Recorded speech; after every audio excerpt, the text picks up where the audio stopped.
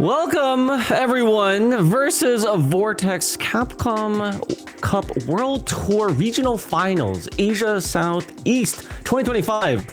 It is now December 22nd. Deep into winter. The year is almost over, but we have one score to settle.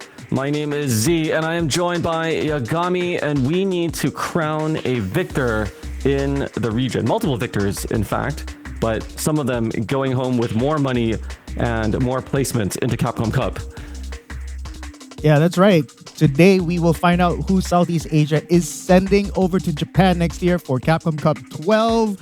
It's going to be so exciting. We've got multiple storylines that are going to be unfolding throughout the night, and of course Z and I will be here to kind of guide you guys into what's going to happen, right? So of course, for you all who might have been tuning in for the first time, this is the culmination of World Warrior. This is the culmination of 5 other tournaments where the best of the best in Southeast Asia have been competing, and then they've been earning points.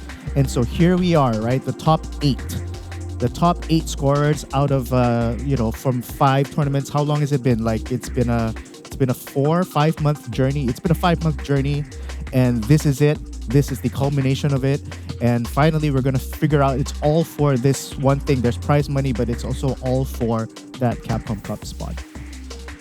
Look at this spread in the prize pool. First place is going home with the lion's share of 2,000. And then there's a pretty good distribution in the top third, 1,500, 1,000. Fourth place going home with a respectable 700. Fifth and sixth getting that 500. Then in 7th and 8th place, 300. But between the top place and 7th and 8th, there's a sizable delta. And I don't think you want to be going home with the smaller figure there. Yeah, that's right. Of course, this is sizable money that everybody's playing for. As long as they're here, they're guaranteed for $300. But then, can you imagine, like every win you win, it's like an extra 200, it's extra 200, $300. Like you're talking about $100, multiples of $100 money matches like that are happening every round. Yes, and you of course cannot put a monetary value on qualifying into Capcom Cup, and that's what first place gets. So it really is going to be a heated bracket. We started with hundreds, we whittled it down to the top 8, and one person is going to be extremely happy, while I think the 7 other folks will not be as joyous as the grand finalist here. Let's take a look at our brackets. Tell me, what are you seeing here? What excites you? All right, so just a rundown, and of course, let's go through some of the storylines and how they kind of got here. We have Brandon, the guy who took a year's break from competitive Street Fighter 6, widely known as maybe the top 3 best players in Singapore. He has been in Capcom Cup before, and so he's looking to come back again as a new father, as someone who's coming back into the scene. And he's up against none other than Costco. That's an interesting story as well, because Costco is a non-native to Southeast Asia. He is Korean. Apparently, I hear he's staying in Vietnam or somewhere, and now he's here. And is he going to upset? Is he going to upstage all the natives here today? That's one of the big foreign questions. Talent are taking the native prize money and native Capcom Cup 12 tickets. That is going to be an extremely interesting one. All right, who else do we got in this upper bracket? And of course, needs no introduction, GG Xian, the Evo champion, the 2-time top Capcom Cup finalist, the versus Bravery, his so-called student, I guess, but Bravery calls Xian his mentor, his Sifu in Chinese, right? So the mentee versus the mentor match there. What's interesting is, of course, Bravery has been on the ascendancy. Bravery, I think, with the most, second most points coming up to Capcom Cup here, or the most, high placed placings, and he's versus Xian, who kind of has wobbled a little bit this season. So, here we are going to see if Xian's traditional clutch powers will come into play. Did you say wobble? Isn't that a term from a different fighting platform game? Is what fighting platform game is that? Z? Ice Climbers. Never mind. Okay, I like that one. I just heard wobbling and I was like, oh, that's a good verb there. All right, moving down to the bottom. My screen is a bit fuzzy. Let me know if it's correct. Roxas 32 versus Cypher. Right. So this is the battle of the wild cards. Roxas 32 wasn't in the top 8 last year. He hasn't really been in the conversation for like top players in Southeast Asia, but he has certainly announced himself here. I think he won the second World Warrior and he's placed highly in others. He beat none other than Brandon in that World Warrior finals as well in convincing fashion. So that's Roxas 32, right? He's here to announce himself. And Cypher as well. Cypher is the multi-game polyglot multi-linguist player. He's a top player in like anime games. He's a top player in Street Fighter 6. He plays so many different characters. So he's the guy, he's kind of like the wild horse. Nobody knows what you get when you have Cypher. So I would say these are the kind of like the two wild horses, the dark horses, sorry, the kind of unknown, the upstarts here today. And it looks like these, we just had in the region Tiger Uppercut. A lot of these names had one last practice at a big tournament. Shoutouts to them, where I see Cypher did pretty well. So let's see if we can continue that momentum. And last matchup down at the bottom there, we've got from Thailand, Bells versus SKZ from Singapore. Tell me about that one. I think this is the battle of the technicians. Both of these players are highly technical players. They are players that are very precise. They're players with excellent anti-airs. They're players that like to play clean, even though one of them plays a command grab character. So I would say, yeah, very similar playstyles actually, even though their characters are very different. One plays Lily, one plays Cammy, but both of them very interesting. We've got like lots of different storylines here that are where players are kind of like similar in their play styles or have similar stories or are in a similar spot here coming into top 8. So we talked about, there was Tiger Uppercut. There was a lot of time that was elapsed since the beginning of the very first tournament up until now. What have players been doing, let's say in the last 2-3 weeks or so, to bide their time? Because it's almost like a teacher announcing a test and say, hey, we're gonna have it on this date, and then the sub had to come, or there was some weather related delay, and then you have all this extra prep time, and that has to be a blessing for the actual contestants, or some maybe not. So what have players been thinking? How have they been utilizing this extra time leading up to today? Right. So one of the elements coming into the top 8 today is that all these players know who they're going to be facing. The moment World Warrior 5 ended, they immediately kind of knew the bracket already, and so they already they had all this time. They had about 3-4 weeks to prepare specifically for the kind of player they're fighting, the kind of character that they're going to be facing against as well. So speaking from experience, like last year, right, I knew I was going to fight Bells. I knew I was going to fight an M. Bison. I knew I was going to fight an Akuma. And so I sought out top players who played those characters. I managed to get like Hibiki to play with me. I managed to get other top players to play with me. Yanai to play like Bison against me. And so that was very helpful for me in preparing for the matchups here. And I'm sure, and I know 100% that all of these players have sought out top players that play the characters that they're going to be facing against. So I know that SKZ has been looking for Lilies to play against, or labbing the Lily matchup like nobody's business. Bells, on the other hand, has been seeking out Camis. Well, the top Camis are Singaporean, but I'm sure he's reaching out to whatever Camis he can find and like figuring out specific tech against that character. And of course, watching replays. And here comes the other meta game, right? Because in this day and age, every game that you play online is available for others to see on replay. And so there's actually a meta where sometimes some players like change their name so that they are not easily searchable, so that their replays aren't easily searchable, or they have alt accounts that they play with. I don't know if anybody has done this, but I know it happens. And that's the kind of shenanigans that you get coming into a tournament where you know who you're going to be facing against in advance.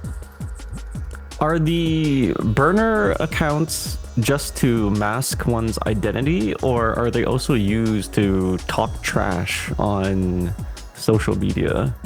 Because that's what, when I hear a burner account, that's what I immediately think of, right? You're not allowed to use the official word. Okay, it looks like we've got a match on here. This is no burner match. This looks like the real deal. The way that these two are moving, we've got Brandon and Costco. Right. Wow, we're in it already, and of course, the characters that are in the spotlight, right? Akuma kind of like fallen off a little bit. Many considered him like one of probably the best characters in the game, but he hasn't been getting many results lately. What has been getting results in the form of Meta RD is Blanca, though, right? All of a sudden, Blanca has shot into the conversation for like top 5 best character, and that's gonna be interesting. And it's very again. I just want to say, right? Traditionally, the Blanca-chan costume has been very controversial, which you see here, and now he's rocking an orange Blanca-chan costume that kind of blends in with the sand. Yeah. So he's going for the camouflage play here. This is what that extra time allows you to do, and make strategies beyond just the in-game. Whoa, double dash forward. What was that scramble? Brandon drawing first blood here with the first round. Right, and if Costco has done his homework, I think if you watch most of Brandon's games, if you want to play a clean game, a nice fair fight, so to speak, Brandon's going to win, right? So Costco definitely want to kind of disrupt Brandon's momentum. Brandon has shown a tendency, like if you disrupt the momentum, the anti-air timings and all that kind of stuff, then he can kind of like get a little bit flustered. So we'll see here, Costco low on drive gauge, but he's going to get lots of it back with the lightning beast here. Oh, lands in the front. I like what you said about... Ooh, Brandon's so ready. I guess he's been watching the Mena RD and other Blanca replays. Was not going to get fooled by Costco's setup with the install. Right. Oh, but can you imagine, can you believe it? The install is still active, right? So let's see. Okay, nice tech. That was crucial. That's going to be safe. Perfectly spaced slide. Okay, is this the party? But Lightning Beast is just over. Yeah. Okay. Oh, that was so ballsy from Brandon, pressing on minus frames. He knew Costco was going to do something, a delayed button, a grab or something. So yeah, good spot that, from Brandon. Oh, you're absolutely right. I could see Blanca more clearly in this stage. He's no longer blending in with that beach sunset, but he's now, in home turf in the Brazil stage. Maybe Brandon had enough of that good anti-air. Right, so you start to see Blanca go for that anti-air a little bit more. Sorry, Z. No, yeah, I like the instant throw break too. Ooh. Okay, so what are some of the random things that Costco needs to do? You spoke about how great Brandon's fundamentals are as they're on full display here. What can you do to throw this very solid player off guard? Right. So looking at Mena and looking how Mena plays, right? You need like the X factor that Blanca has. He's got hops. He's got coward crouch into jump that changes into air ball, which changes the jump timing. He's got all these other like weird stuff. He's got rainbow ball. He's got all these things kind of like that don't really do much on the surface, but do a lot, I think, to kind of mess up people's general timing. So I think I'd like to see Costco do a little bit more of that. If he's going to play honest footsies against Brandon, I don't think he's going to win. I'd have to agree with that. Brandon in dominant form here. And he's gotten 2 EX Udi Shoryukens now. Just really throwing any type of randomness. Okay. Right, that's what I was. That's exactly what I was saying. Right, he went for the hop. The hop is minus. Right, there's very few scenarios where the hop is plus. So every time you see Costco hop, he's usually minus. But the thing is, his jab worked because, he just caught Brandon off guard. But Brandon is gonna do a lot of damage here. He's not gonna kill, and we're gonna see if Costco can bust something out. Oh wow! With just Brandon the dash using jab. Akuma's jabs to good effect now. And just like Brandon that, right? is prepared. Yeah, he is very Yep. prepared. But this is winner's side, so this could be data. And of course, Costco, this is not for his tournament life, but of course, you want to stay in winner's side. And of course, Costco wants to not drop any sets whatsoever. So let's see if we can take 2 in a row here.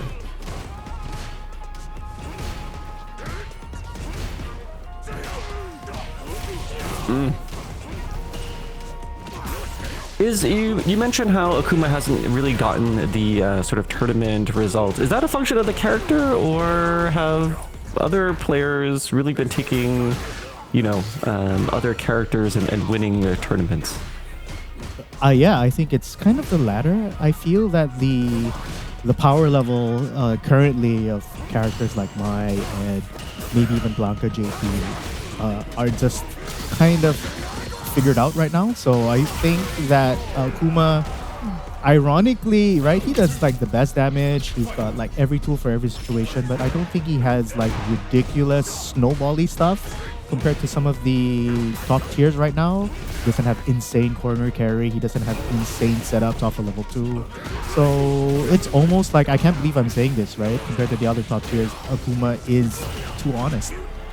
Wow, that is a heresy. What a great slide there from Costco. Man, some of the things are incendiary comments. Let's see you sound off in the comment section below. But okay, we're seeing some lights from Costco.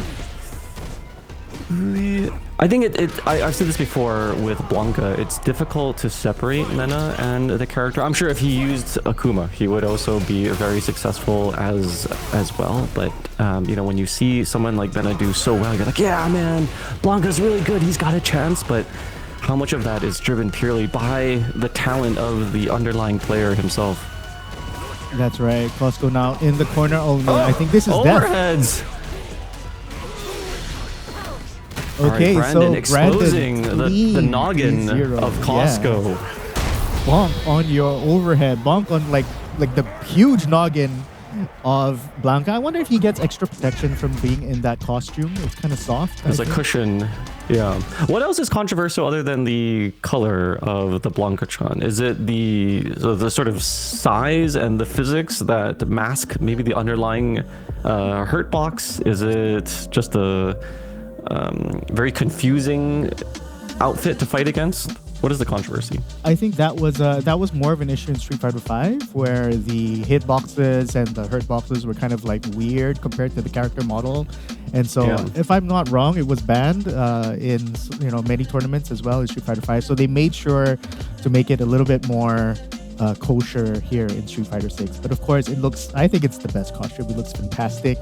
I think you just get points for like pissing your opponent off, like having to fight something that looks like that. Yes, it certainly is a very cute costume. Unfortunately, it didn't really give Costco any sort of advantage, seemingly. He got 0-3'd by Brandon, who apparently is Batman and did his prep work in these extra weeks. He just looked super solid. I didn't see any holes in his game. Yeah, that was super clean from Brandon. It felt like he didn't have to do much. He just played his own game, pressed the correct buttons at the right time, converted when he needed to convert. Nothing, as you can see, right? You're not going to get like big, crazy plays. You saw that, like that walk back against like the jump in. Didn't go for the anti-air, safe options here and there in the corner. Yeah. Right? DI is the vanilla thing to do, but he knows what, jab. Yeah, the Abari jab. That was delayed too, by the way. Gutsy. Do you think that any of the players here have an advantage or a disadvantage in the 1-3 format that we're playing all day today? 1-3, wow. I mean, I think in a quick format, the bravery factor is kind of there. You usually, a player like him who kind of like blows you up. If you're not careful, you can just get like 3-0'd by bravery just like that. And so he's definitely one to watch, right? It's going to be Bravery versus Xian next, if I'm not wrong. Bravery, I think, definitely benefits from a quick 1-3. Yes, let's see if that has any factor there. I totally agree with you. The more random you are, whether you're in the player or the character, You're going to want these quick resets to dispatch your opponent quickly. But let's see if Bravery can take it in a very long set against his Sifu in GG Xian. They've had a lot of time. So you talked about the online etiquette and you're looking for replays. You're asking other players that play the character that you want to play. What happens if you are matched up? Let's say that Bravery and Xian are playing online like a week ago and they get matched up randomly, right? What are you supposed to do then? Do you decline the match? Do you still play it? Do you play it at half power? What are the rules of engagement there? All right, so I heard from somebody, and I'm not going to say who, that when they fight, when they encounter the person that they're going to be fighting in this top 8 online, they sandbag each other. So double sandbag. Double sandbag. It's kind of like I would like to see those replays actually. Like, what does a double sandbag look like? So yeah, to answer your question, with their controller like upside down. It's like this, inverted, mirror style. Okay, so that's what you should do so as to give nothing away.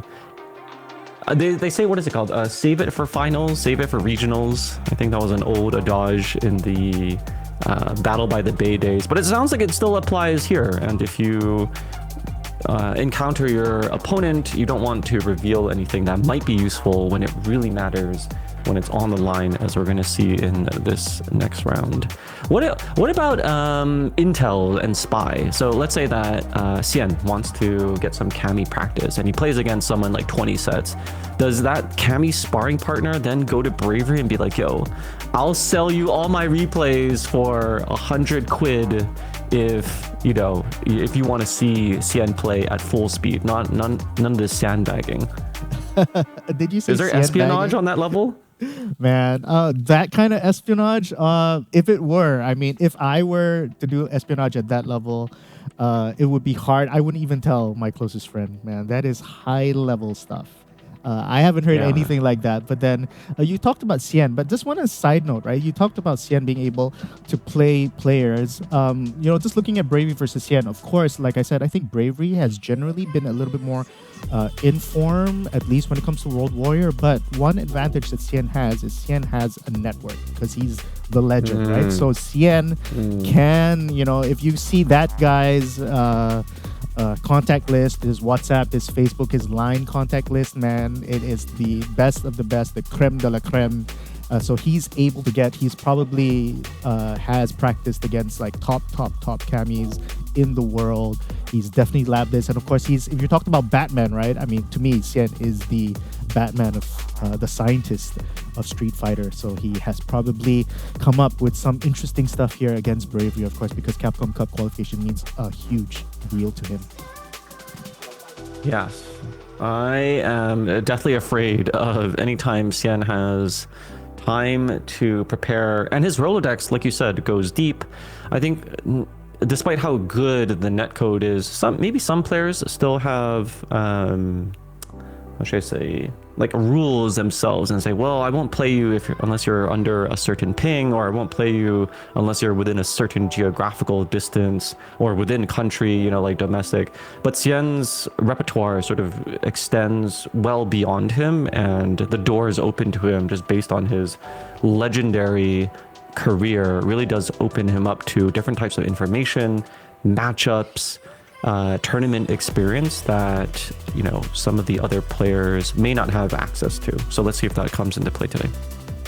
That's right. And just want to say, watching Street Fighter League US, at first I think Xian, part of Team Falcons, they, even though they came in last, it's kind of deceptive because Xian's performances in Street Fighter League I thought were pretty good.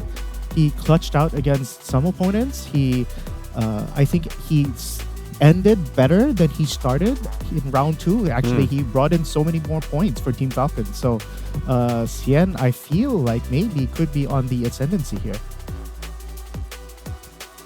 Yeah, never satisfied with his results there. And I hear him talking to, about Street Fighter League, and I've spoken to other players too about the psychological responsibility of being a teammate as opposed to a traditional one-on-one when you only have to worry about yourself.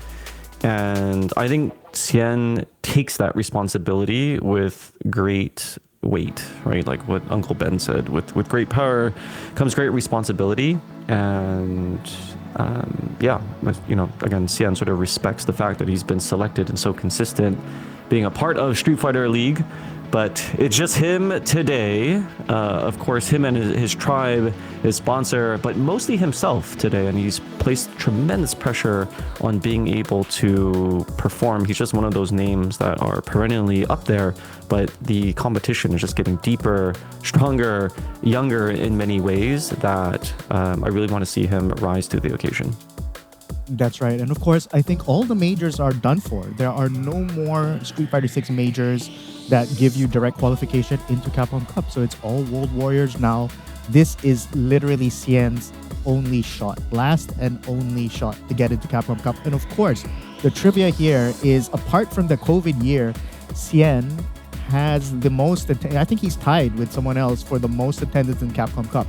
He actually gave away, I think, his slot in COVID years for that Capcom Cup slot. But other than that, he has a perfect attendance in Capcom Cup, right? So that's crazy. We're already in Capcom Cup 12. Yeah. And all right, and in case you guys are wondering why the match isn't coming on, there are some technical difficulties with the players at the moment getting to the lobby. So we just heard from production that we're just gonna cut it a little bit for a break. We will be right back, and hopefully it's going to be right back right into the match of Xian versus Bravery.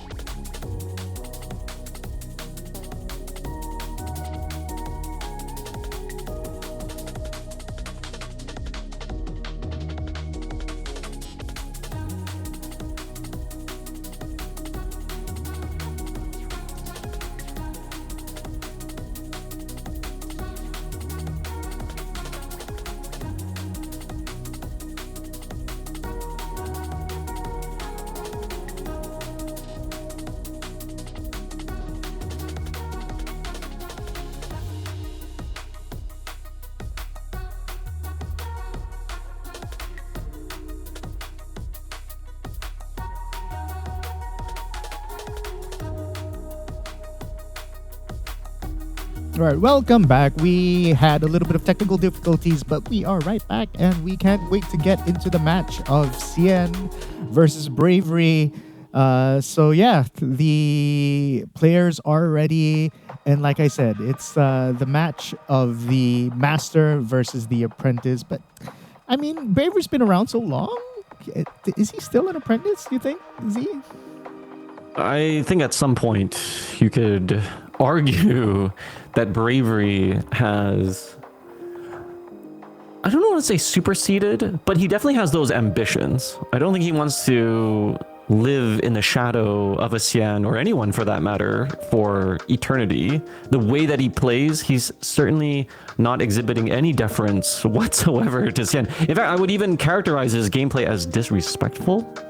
So I think this is a really interesting matchup. The classic anime trope, when you've outgrown your master and you're trying to go outside and set up your own dojo, but you have to defeat your master before you can do that. So we're going to see it right here. Cien, he's been rocking the DJ. This has been a journey with him and this character. Bravery still rocking that Cami. They've had a lot of time to practice. Let's see the result of that. Right.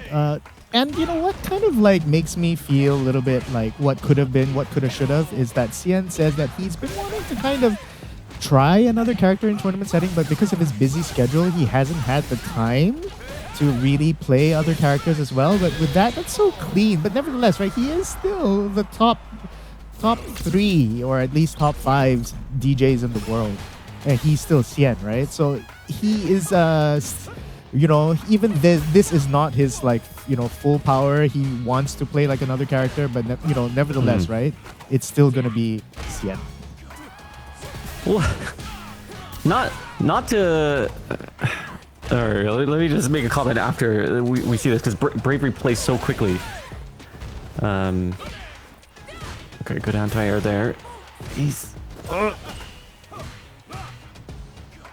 right, Bravery kind of backing off, right? His drive gauge is low. Ooh, nice jump back from Cien.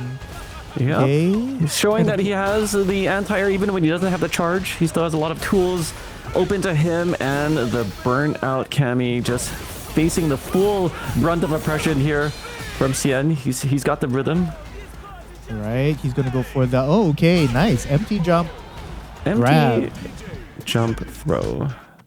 I was gonna say, yes, Cien, a trivia question. He has been one of the most consistent players out there in all of Capcom Cup's history. There's only been one player that has matched up with his record, but we'll ask if the viewers also know what the answer is. So it's Cien and one other player.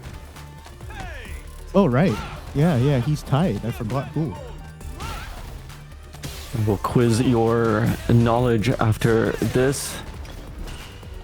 Okay, but Cien with the first, with a quick round 1, taking 2 games straight, and he's in control here again in game 2. And that's where he wants to be. You don't want to go random or even just going dumb with Bravery. He is going to outsmart you in the dumb game, if you will, ironically. You really want to establish firm control, and that's what Cien's been able to do as he baits that uppercut out. Right, and I think what led to that interaction was a great anti-air from Cien. So one of the criticisms that could be leveled against Cien over his career is that his anti-airs might not be as consistent as he wants them to be, but that slide was clean, and that led to the bait into the victory. So here again, Cien with the advantage. Anti-airs, hey, it's difficult. You can't be watching the ground, simultaneously monitoring 6 different meters and have perfect vision everywhere. But Cien manages to do a good job. But it's also good that he has a weakness, perhaps, that he can work on and get better over time. Right, and is this going to pay off? Can he kill with this level 2? Yes, okay, nice calculation there from Bravery. What's going to be key in this matchup, I think, is how well Cien is able to escape the corner. I think he's been trying to pick his spots, like jumping out of the corner, because you're going to get cornered against Cami, whether you like it or not, right? So Bravery has gone to back medium punch to kind of like prevent the jump out, and now he sees Cien's in the corner again. How's he going to get out? Oh, the drive rush to get out. Yeah, that's one way to get too. out. Yeah, drive rush to whiff punish, and then she's burnt out. Yeah, that's one way, and now he's gonna try and push her to the corner. Okay, if you're Sian, you kind of take that. Let him use his meter. Okay, she's minus. Again, the jump out. The back medium punch, like you said. Okay, in a blink And she of an can eye. reestablish corner control, right? After the back medium punch? And sort of keep him in the cage. Yeah, but then Bravery's burnt out again, second time this match. Hey, that has not affected him in the least. Okay, he gets the grab. That's early huge. Throw? Okay, Sian coming up on top on that scramble. Who would to say? Okay, you're right. I didn't think I'd be saying that, right? When you say scramble, you think that Bravery's gonna come on top, right? But then Sian came on top in that scramble, and then Sian's up 2-0. Okay, lots of people didn't kind of expect this. I mean, hearing the chatter, everyone was kind of saying Bravery's is gonna take this because of what's been happening the past World Wars. But even here in the penultimate round, Sian just takes it with a perfect, and he's on match point here against the upstart, the belligerent Bravery. I hope Sian caught some of that chatter from all the peanut gallery, and that fueled some of his ambitions here today. He really is playing on point, and to be able to have such a consistent win. I don't want to speak too soon because Bravery has him in the corner there. Another back medium to keep him in. All right, we've got corner throws. We got some judo. Yes, we do. Twice. Is third time a charm? Yes, it is. Oh, couldn't even count to number 4 there. Is a really difficult task to contain this volatile substance that is Bravery. Yeah, but Bravery actually contains Sian very well. Great anti-air. Yeah, exactly. Like you said, but then, oh, wow, what a jump out from Bravery as he steals back corner control and this turn. Do we got more judo? Going with the strike. okay, that's huge, right? Sian got out of the corner for free. This is huge.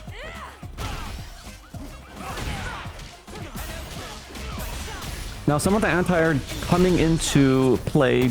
Bravery, I believe, had about 3-4 successful jump-ins unchallenged by Sian as he just sort of blocked that jumping light kick, and Bravery on the board. So we'll see if Sian can deal with those awkward angles where he doesn't have the charge or doesn't have a... Oh, the slide doesn't work. What? Nice. Right, this is traditionally a tough matchup because Cammy has so many ways in the air to get in on you, and DJ not known for his great anti-airs without a charge. So, but Sian kind of like managing it so pretty well. But hey, you know, credit to Bravery. Bravery got Sian down 1 game, and now it's 2-1. Now he's got Sian burnt out in the corner. These spin knuckles are oppressive. Did he press a button? No, he didn't. Okay, Bravery Sian, always the dangerous. delayed. Okay, he's gonna get out of burnout. Sian within 1 button, 1 interaction from loss. Oh, then the throw takes it. Oh, Okay, Bravery My seems to be heart. coming in his own right now, right? This is the Bravery that we know and love, kind of just all over the place, establishing his pace, his momentum. But as I say that, right, Sian's got Bravery in the corner, and how long can he keep Bravery there? you've got judo. I've got judo too. Good trade. Okay, this is Bravery's chance now to reestablish momentum. He's got the back throw into That's another one. huge for Bravery. Yeah, keeping Sian in the corner, but Sian jumps under. Wow.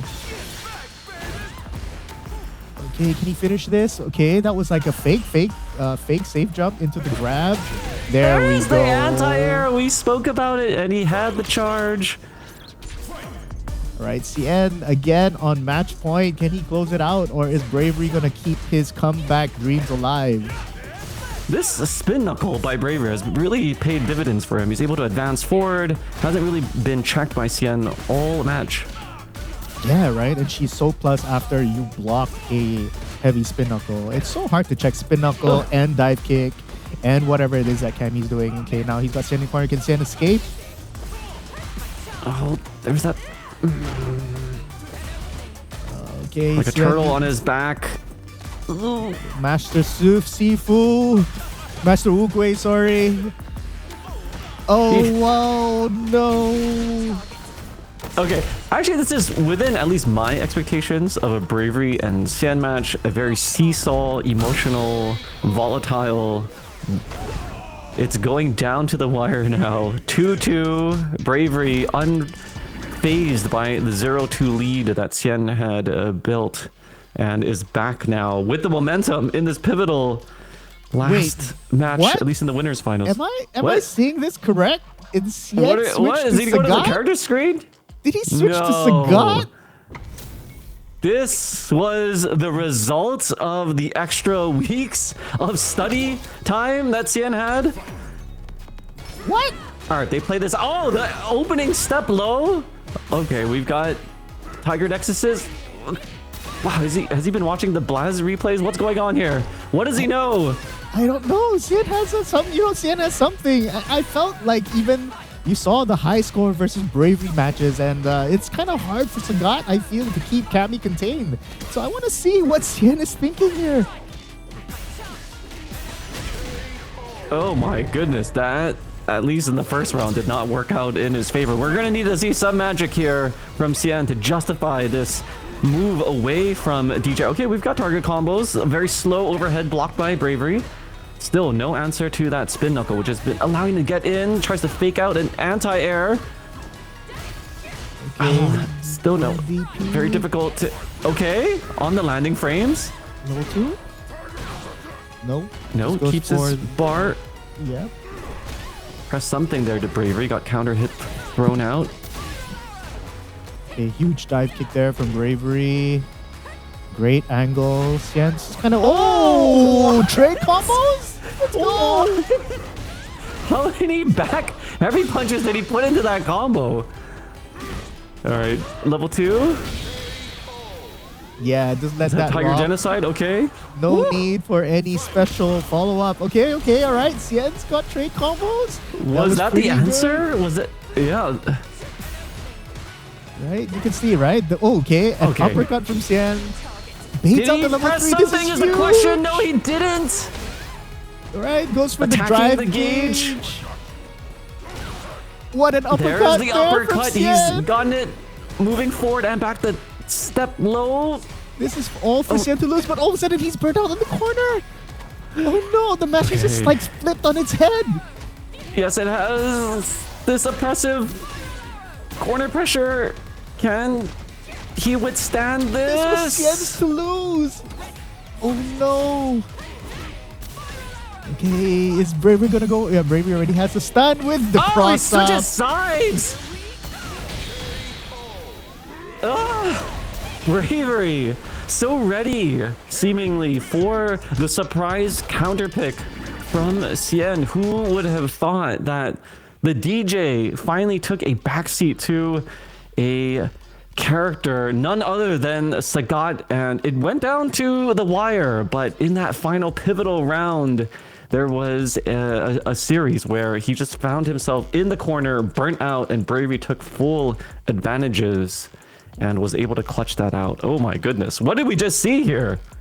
Yeah, that was Xian's game to lose. I think the first round, I mean, you just get steamrolled by Cammy, that's for sure. But then the second round, you saw what Sagat brings to the table, right? A back heavy punch trade against a dive kick into a huge combo, only spending 2 meters. All right, I think that's what Sagat brings to the table. I saw Xian with a lot of like standing heavy kicks. I'm sure he was hoping for like an anti-air or a trade for that. And then yeah, it was all going so well. Xian had so much control in the third round, but I think he kind of like overextended himself a little bit, went a bit too low on the drive gauge, and then Bravery with the huge cross up into the for Xian. So, but then this is early game, right? What we're seeing on the screen, Xian with the early domination on DJ. He was, I thought he was doing pretty well though on DJ. What do you think of the character switch, Z?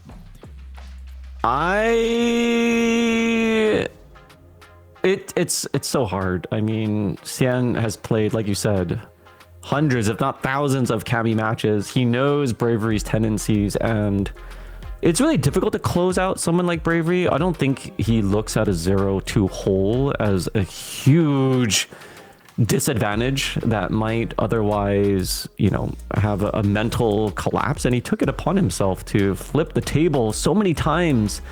And so, Xian, I like the counter pick. It was great for the audience. Certainly a surprise for me, and maybe for Bravery as well. So I agree with it. I'm a bit disappointed, as with other Xian fans, at the result, but he still fell from the losers bracket and still has a chance here. Oh my god, look at the scramble between these two.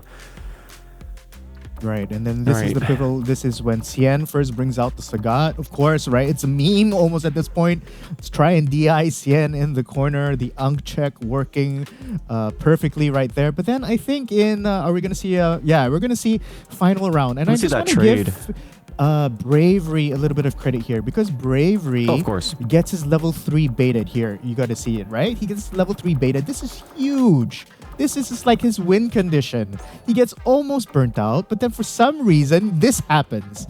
And that just goes to show how unflappable Bravery is in general. He's that no can die attitude, like you said, right? It's so hard to kind of close out against Bravery, and as Xian unfortunately saw there. My goodness. Yeah, credits to Bravery for not flinching in what would probably be a surprise pick. Maybe Xian had been hiding it in the Smurf burner accounts, but I like the attempt nonetheless. It shows that he's here to really consider all possibilities and angles. But Bravery, hey, credit to him. He's been ready for it. So he marches on against his mentor Xian in the winners bracket. Is going to be facing off Brandon a little later on today. But before that, we need to move down to the lower brackets. Who do we have up next? Right, up next is Roxas 32 versus Cypher. Like I said, the battle of the dark horses. Roxas 32, definitely a different style, I think, to Brandon or to most Akumas. He's got that solid style, but I think he won, just a reminder to the audience, he won World Warrior number 2, kind of just all of a sudden flipping a switch and just playing out of his mind, taking very, very good calculated risks, perfect pairing, lots of stuff. You just went into some kind of like Super Saiyan mode. And so let's see if Roxas 32 can get there this time, can turn it on, because he's in loser, so they can't afford to lose any match. And of course, against Cypher, the big question is, which character is he going to bring? Is he going to bring the Jury? Is he going to bring the Dalsim? And what kind of style, right? It's so hard to pin down Cypher's style as well. So, okay, answered all right, my question. With the Dalsim. All right, it's going to be Akuma versus Dalsim. Of course, Dalsim's always a good pick against Shotos, traditionally, because he has so many ways to get under fireballs, as we can see there with the slide. Even if he threw a fireball, that slide would have countered it, would have punish countered, maybe even. So yeah, and right, great anti-airs, full screen air control. So this is a good pick from Cypher. I like it. Oh, teleports to safety. Okay, good jab check and gets the juggle right after. And the instant yoga drill. Oh, I love that little fake fireball slid in to throw range. Or he's playing it safe. That's the evolution of Dalsim, right? Dalsim, so-called a defensive character, but you're starting to see Dalsim's, whoa! Ooh, nice last-minute DI. Counter there, but yeah, like I was saying, the evolution of Dalsim is always he becomes really scary once like the tech has been developed, and he becomes really scary in offense later in a game's life cycle. We saw that with Street Fighter V, and I think we're starting to see that with Street Fighter 6 as well.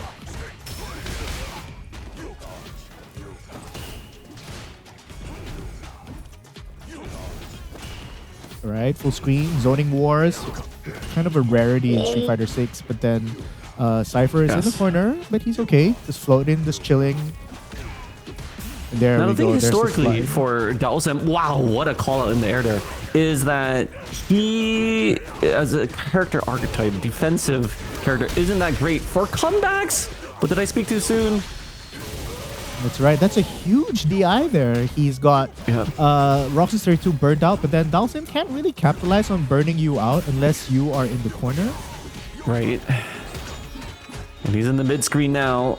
He just wants corner control back, so he's going to allow Akuma to regain the drive gauge. Ooh, clutch drive reversal there. He's kind of low on drive gauge. Let's see if he can navigate the fireballs here from Akuma. He's doing it at the perfect height, right above the goal Hadouken. Yeah, that's right. Nice. That's why I like that kind of control here from Cypher. But of course, Roxas 32. Oh! Okay, that's huge. EX Fireball finding its mark. He's just slowly kind of inching him to the corner, and with the Demon Raid into the dive kick, just sniping out that crouch heavy punch from Cypher. Wow, that was explosive from Roxas 32.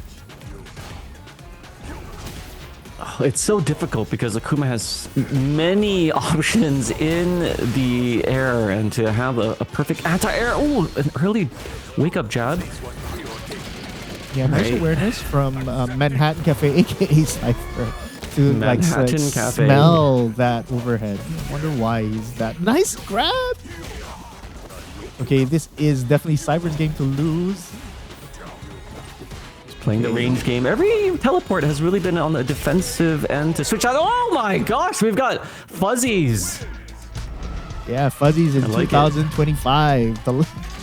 And coming to 2026. Okay, that was really clean from Cypher. And I have a feeling Roxas 32 is just going to go into the character select just to kind of collect himself, because he doesn't play any other characters, but he needs to figure out what went wrong there.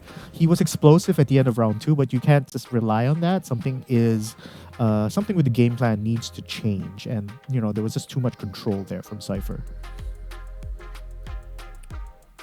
So the trivia question I was asking while we're waiting for this match is, other than Xian, it's been someone named Fudo that's been just as consistent with his record. So we'll see if Xian can continue that streak alive. He's in this lower bracket where we're seeing these two players battle it out, and he's going to have to contend. Hopefully he studied more than just the Kami matchup. Maybe it's going to be a Dalsa, maybe it's going to be another Akuma here. Good jab check from Roxas. Wow, okay.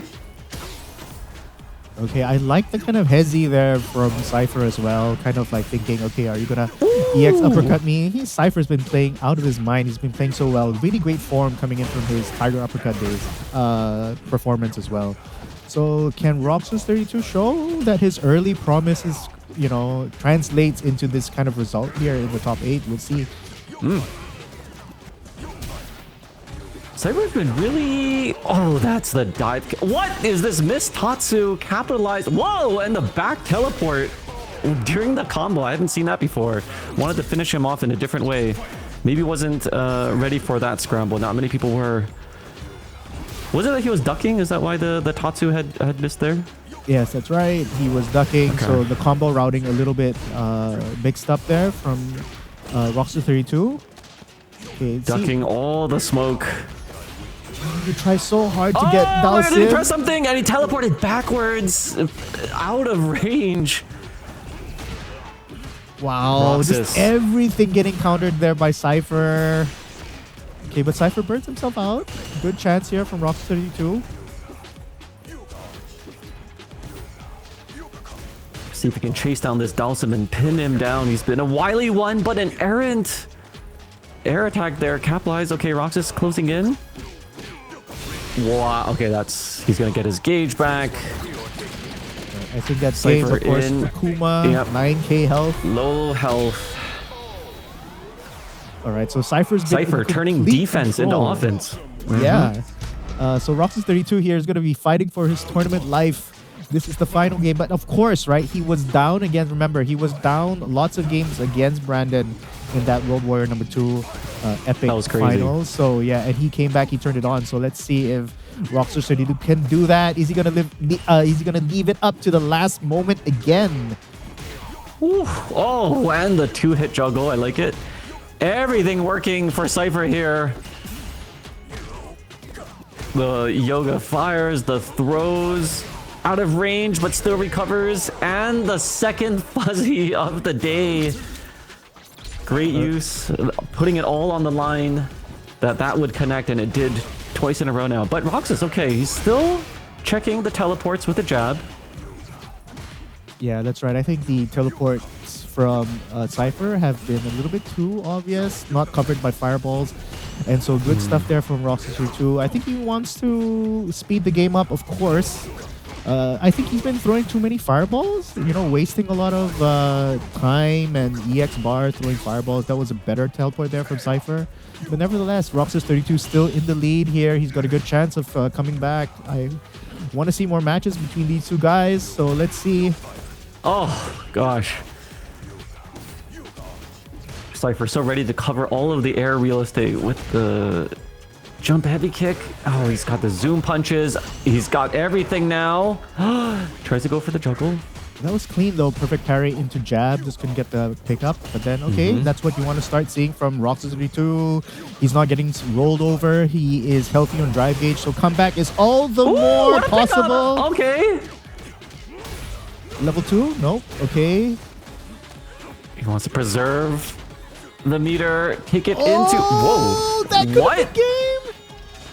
He had the C on deck. He didn't believe it hit. Okay, with the delay, great defense from Cypher. Oh no, he's burned out. Okay. The chip. Man, how, I miss saying that, right? The chip. It's so rare here in Street Fighter 6, but then, yeah, you love to see it. The calculation goes for the 2-hit uppercut. Extra chippy there for you. Okay, Fireball working out here. Okay, is this the Roxas32 comeback? Is this his comeback arc? It does look like his engine has been started. Something awakened in Roxas. Is he enough time, though? He's going with a lot more variation in the demon flips. Okay, that's huge. Clutch from Cypher. He was going to get burnt out in getting put into a bad situation, but he busts out the level 3 at the right time, salvaging this round. Roxas wasn't ready for it. Oh, but he's still ready for the teleports. Almost getting that 4 hit on the pickup. Oh. Okay. How does he capitalize? What? Just a meter kick. Okay. Oh, he got it. He had it. A couple of unfortunate drops from both players here in the clutch. He can burn him out, can he? Right. Respecting the teleport. Taking it slow. Okay. Perfect parry into OD Fireball. All right. You don't expect that timing. And well played there from Roxas32. Man, he really leaves it late to turn on the engine. He does. Roxas, he's been doing pretty well with the perfect parries. And let's see if he could get a bit more. Sometimes it's just one hit on a 2-hit OD attack. Oh my goodness, we've got Cypher going to the freshly modified after the patch update. Yeah, right. Nerfed my question mark. But like I said, right, this is the polygon. This is Cypher. He's inscrutable. He plays so many characters. What a big bait out. That's going to hurt against Mai, of course. Okay, this is a bad spot here for Roxas32. Unprepared for the Mai onslaught. My goodness. The overhead to take the perfect round. Mai still a very formidable character, as it were. Okay, and next thing you know, you're in the corner against Mai. That's so scary. A familiar tail. It's so scary. Are you gonna EX upper? No. Can't get the trade combo. That was a quick one. Cypher had it on deck. If the Dulcim didn't work out, the break glass measure of Mai still working despite attempts to maybe soften some of her strengths. A really great match there from Cypher. Rox is unable to turn it around despite the valiant effort at the end, but shoutouts to him for what a strong season it's been. That's right. Our sole representative from Indonesia. Right. So this is of course C major. We've got competitors from Indonesia, from Singapore, from a Korean in Vietnam, I think. Unfortunately, we don't have any Filipinos or Malaysians here with us today, but of course we have representative from Thailand as well in the form of Bells. So yeah, it kind of like there goes one nation down. But I think I just want to say, okay, I'll talk about it when he gets to Mai. But yeah, this is the replay where. Yeah, that was the Tatsu that had missed. There are 4 stand buttons from Akuma, low heavy punch, standing medium kick, but unable in that scramble. Sometimes it is difficult to lose, and Cypher able to live another day. He's been connecting on those supers as well when he really needed it, and that took it, of course, with a low health bar of Akuma. Oh, every angle, look at that. He's got it covered. Throw. Yeah. Okay. And you know things are going your way when the handshake, where the whiff grab into plus frames just works out for you. Okay, he switches to Mai here. And I just want to say, right, if you've been playing Dalsim, I think it's like a pace whiplash. You're playing like this patient kind of like trying to get in game against Dalsim. And all of a sudden you have Mai and she just bulldogs you just like that, right? So from a player standpoint, if you're Roxas 32, you're kind of adjusted to that kind of mental pace of the game. And then all of a sudden, Mai comes here with like that kind of blitzkrieg. And I think that was just, a little bit too hard for Roxas 32 to adapt to. I like what you said about the whiplash. It's a good complementary character to cover all your bases. Also allows you to play 2 different play styles. And you really have to be judicious about how you spend your time and investing in your pocket character and your main character as well. But what a good combination Cypher, the multi-character specialist, was able to see there. And we got to see 2 fuzzies, not 1, but 2 in 2025 before the year closed out. So I really appreciate those 2 for giving us viewers a good match. But we've got the next one coming up. Bells, all the way from Thailand, versus SKZ. It looks like they're in the waiting rooms. Tell us about this matchup. All right. So this is a matchup that on statistics, statistically, Bells has done better. Bells has, against, I think, specifically SKZ style. SKZ likes to play kind of measured, and Bells does too. But then Lily, I don't know why he's been getting the edge. His anti-airs are very on point, so that shuts down any kind of air approach from Cammy. And so for some reason, I know I spoke to SKZ recently, and yeah, he admits that Bells has the upper hand lately. Damn. But we'll see if SKZ has come up with any, special adjustments. Of course, SKZ has 3 characters that he can play at a super high level right now. He plays Viper, he plays Cammy, and he plays Mai as well. But I know that he's been playing a lot of Viper, so we might see a Viper here at C Major top 8 against Bells. Of course, Bells such amazing play. Probably I would say top 3 Lilies in the world, along with Hibiki, El Chakute. He's been super loyal with this character. He knows all the ins and outs of Lily, so that definitely you're gonna see some high level Lily play. And of course, SKZ brings out the Viper. So I haven't seen these 2 players play yet with these 2 characters. I've seen the Cammy against the Lily, but I haven't seen the Viper versus the Lily. Here we go. What is that? All right, SKZ, he's known for the anime style of play. He's got high damage output. I think he's a great character match with Viper. Does he have the executional skills? Certainly you would expect it from him. And the fake out throw burn kick to take it in the perfect round art. Yeah, everything going SKZ's way there, right? The whiff punish into the corner, guessing right, having, with the correct options all the way. SKZ was telling me this character is kind of like polarizing. Either you get everything right or you get everything wrong. So we'll see. Well, everything working out for him in that opening round. But now it's Lily's turn. Gets out of the corner, though. Good jump out, but ready with the uppercut was Bells.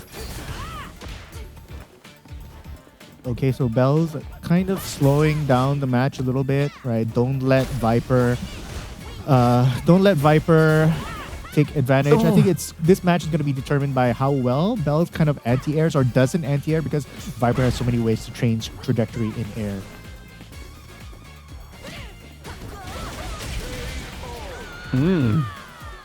And I just want to say, right, you look at SKZ, his nick is Pugna Viper, like, so that's kind of like the masking. Screening? That's the masking of your account, I think. And we saw with Cypher as well, with Manhattan Cafe, right?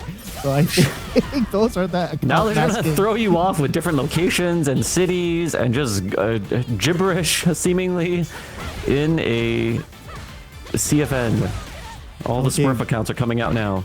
Bells, well, ballsy jab there, -1. So kind of maybe does get a read. Does he have a read on SKZ's tendencies? Is SKZ gonna hit? Well, the level 2. I mean, the EX burn kick, that is not easy. So SKZ with the clean execution. Oh, what? The body? Okay. SKZ with the execution. Like you said, Sea Viper, a lot of it is momentum based, and there's probably even if you're a combo specialist, a lot of executional hurdles to justify this high damage output. But you saw SKZ hitting one of the more difficult Viper combos with no problem there. Yeah, it's kind of easier to do in the corner, but in mid-screen, you need to get your spacing, your timing really right. So here we go. Okay, Viper can bully you in the corner if she's got you there. Man, you are so afraid to tech against this character. As I mentioned there, right? She has so many ways to blow up your throw tech.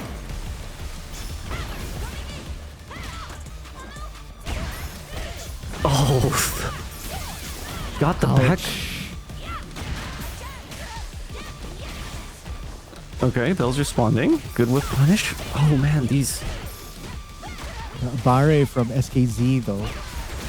Oh, he is not afraid to push buttons. Wow, use the counter. I haven't seen that use of the meter. One sliver, a pixel. Okay. Guesses correctly on the burn kick throw mix up. Okay, he's gonna close it out. Does he have nice. a CA on deck? Yes, he does. Okay, I think this is a huge moment for Bells because SKZ looked like he was running away with the match. Everything is going his way. Viper does so much damage. You're so afraid to tech. He's playing at like good rate. He's managing, you know, he's not allowing Bells to be comfortable, but Bells with the clutch level 2. Ooh. Oh, not allowing in the store with the wind. Switches sides too on that burn kick and is gonna have a quarter control, keeping the meter for the kill. A huge Abari there from Bells. All right, she has one stock. Is this wow. enough? I think it is. It's gonna be close. And Bells buried into the ground. Good damage calculation there from SKZ. He is showing how he's used that extra time in the training chamber to really polish up this Viper. It's looking really good. Yes, SKZ with the full screen drive rush into overhead. Like, how often do you say that SKZ sends it, right? And he sent it over there. He sent it in that last game. And now he's got Bells in the corner, right? That covers tech, that covers backdash. Okay, can Bells get any momentum? Great jab check on the dash there from SKZ. All right, Bells fighting for his tournament life. Ooh. All right, slowly pushing SKZ to the corner, and just like that, the super jump, SKZ's out. That was huge. Viper, yeah, so hard to keep her cornered. Like you said, so many options to get out, change your air trajectory. It has to be really defeating when you're trying to really establish the control. Okay, nice confirm. That's huge. All right, this has to kill. Great confirm. The first light was blocked. Saw that the second light hit and then canceled it into super on the third light. That was very, very, very clutch there from Bells. Good punish on the landing frames. Maybe an input error there from SKZ. All right. Oh my goodness. Nice. And the rush through the seismos to blow it up. Okay, there you go. Wow, go for the it was air ready. to air. Keeping Viper into the corner. Okay, yeah, that's one of Viper's get out of jail cards. Cross up burn kick off a normal. And now, yep, and now Bells has to kind of like walk him down to the corner. What a clutch command grab. And all of a sudden, from the brink of death, Bells takes one game. That's the second time, I believe, he's gone for the command grab. Let's see how SKZ will respond to this tactic. Viper has a lot of options to deal with a throw, but it looked like Bells, something awoken in him, was able to contain Viper into the corner. Good air-to-air combinations there. Right, and as we can see, everybody's got a pocket Mai. And so even SKZ brings out the pocket Mai, right? And, I don't think it's going to be too much whiplash here, but because both characters, SKZ kind of like plays similarly no matter which character he uses. So let's see if the Mai pick works out. You can just see how viable Mai still is despite the little changes that she supposedly got, but still a great pocket character, if not a main that we're seeing today. I think this actually might work in Bells' favor because Mai is kind of like the devil you know, right? Everybody has experience fighting Mai. She can blow you up, but then she's not an unknown entity, kind of like Viper. So let's see. I think Bells is doing much better here against SKZ. Yeah, he's seen this character pre-patch, post-patch. Pre-nup, post-nup, pre-whatever. I'm surprised that SKZ went away from the Viper pick. It's not like the match completely went out of his way. It's just, Lily was able to clutch it out. But let's see if he's going to regret this comfort pick to Mai. Right? Oh, he's so ready with the air-to-air, isn't Bells? Okay, just and maybe like this will dissuade him. Yeah. All right, SKZ it all comes down. Still change if he wants. What will he do here? What do you think is going to happen? We've seen the Viper. We have yet to see the Cammy. We've seen the Mai, which didn't work out. To the character select screen we go. All right, and from production side, I see the Viper is back, I think. Okay. You have the advantage. The Oracle speaks. We're going back to the Viper. I like it. Pugna Viper. Yeah, what does that even mean? It's a pugnacious Viper. Oh my god, just knocked out of the EX burn kick. And another command grab, the Typhoon. The damage is so good. Okay, there we go. Wow, okay, got right, the drive he rush, wasn't was able to ready punish for it. that before, but now he's doing the drive rush, doing the proper punish. Right, that's gonna change the dynamic of this game because Bells got away with so many whiffed DPs the last time. MT jump command grab. Oh, he's so ready with the low lights. Okay, all right, he's gonna have to pull out something. Yeah, is he gonna go all out? What a ballsy level 1 there from Bells. You know that Viper is gonna absolutely decimate your drive gauge if she blocks that. But that was great call out from Bells. Okay, plus frames. More plus frames. The DI. Okay. The in-your-face DI. Oh my gosh, everything working out in Bells' favor. Okay. Very rare to see the level 1 get bust out from SKZ, but then you can tell he has to do something. Right, SKZ going to the air a lot.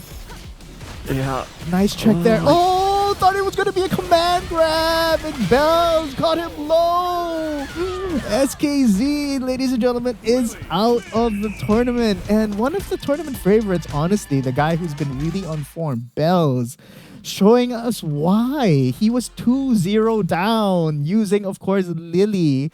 It looked like he was going to get steamrolled there from by SKZ's Viper, but then he navigated his way back and took the set.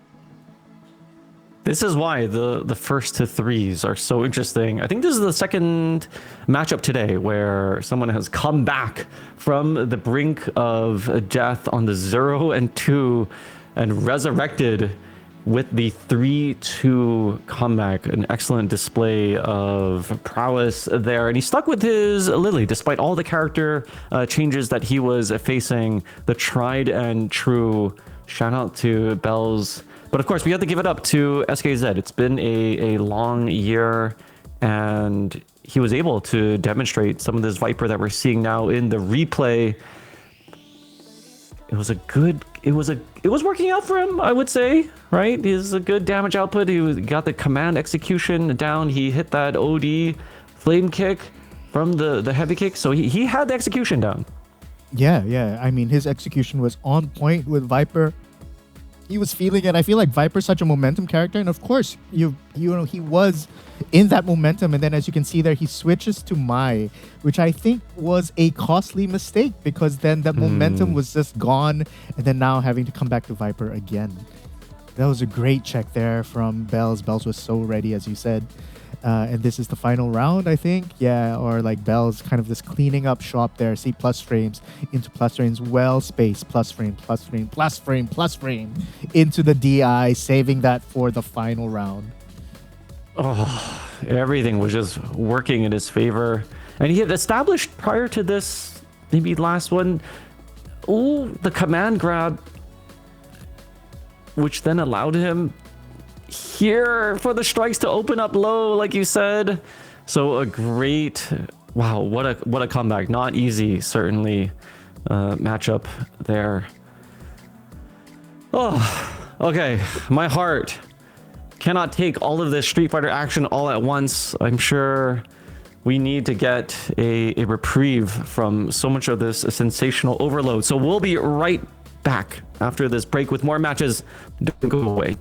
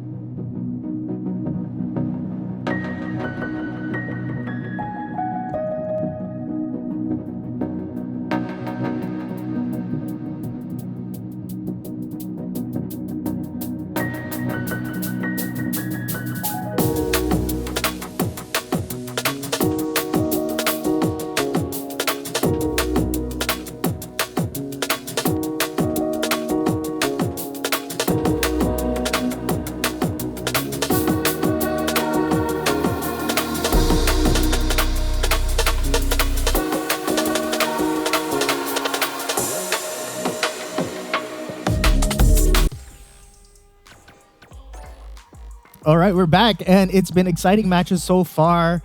And with that, we have now officially transitioned into the second part of the bracket, where we have Cien, who has fallen from the winner's side, and he's going to be facing Cypher, who convincingly beat Roxas 32 in the last game.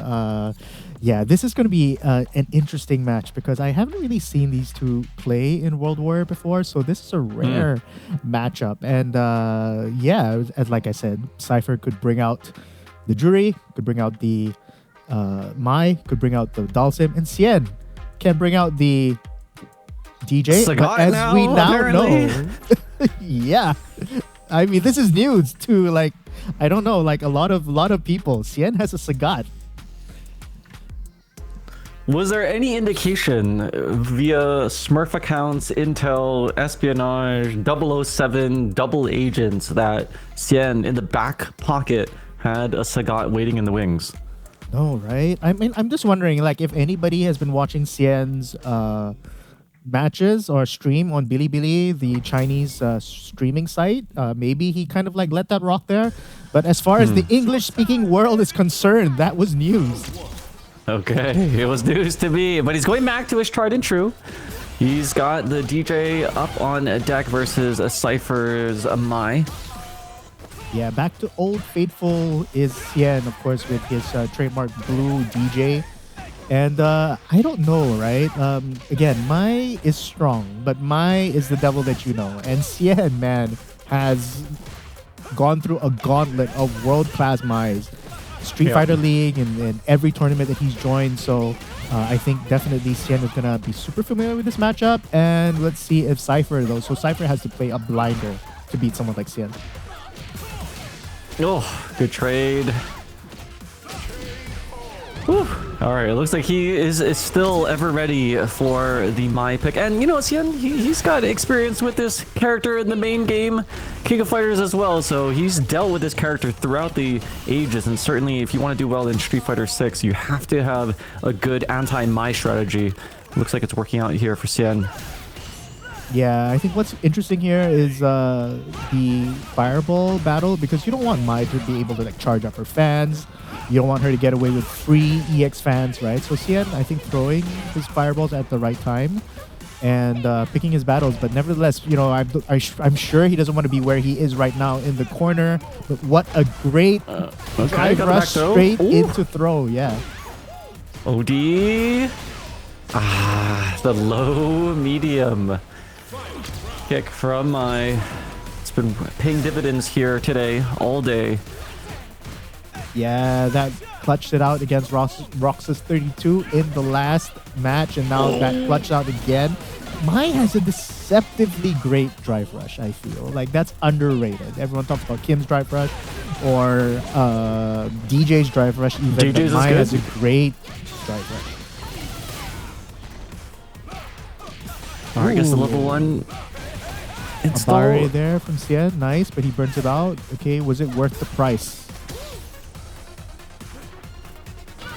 Cien kind of like, okay, choosing to back off. Oh, Even though Mai was almost burnt out. Okay, Cien with all the resources. Next hit, I think, from either of these characters kill. What a great block from the wow, what a there. block. The full screen overhead. Okay, again, the EX All right, how's he deal with this? What you gonna do? Ooh. Right, both players, tactical, patient, and the low medium kick. It's always been that button today. Walking back. So what that low medium kick does is, you know, you're trying to represent the shimmy or just like walk back to establish more space in the neutral, and that catches the feet. Worked twice now there for Cypher's Mai. I don't I don't know. Today is full of surprises. I don't know what Cien is going to do. He's kept us all on our collective heels. Yeah, right. But speaking of like being on your heels, Mai with her heels, with the range of her crouching medium kick, it's not one of the longest crouching medium kicks in the game, but I think coupled with Mai's walk speed and like her entire kit, right, has just been so clutch there for Cypher so far. Wow, interesting trade. All right, punish there on this block sweep. Yeah, there's that drive rush from Mai. So hard to check. Oh no, guessed wrong with the shimmy. Right, look at how far Mai was, and then like able to grab after that blocked crouching medium light kick.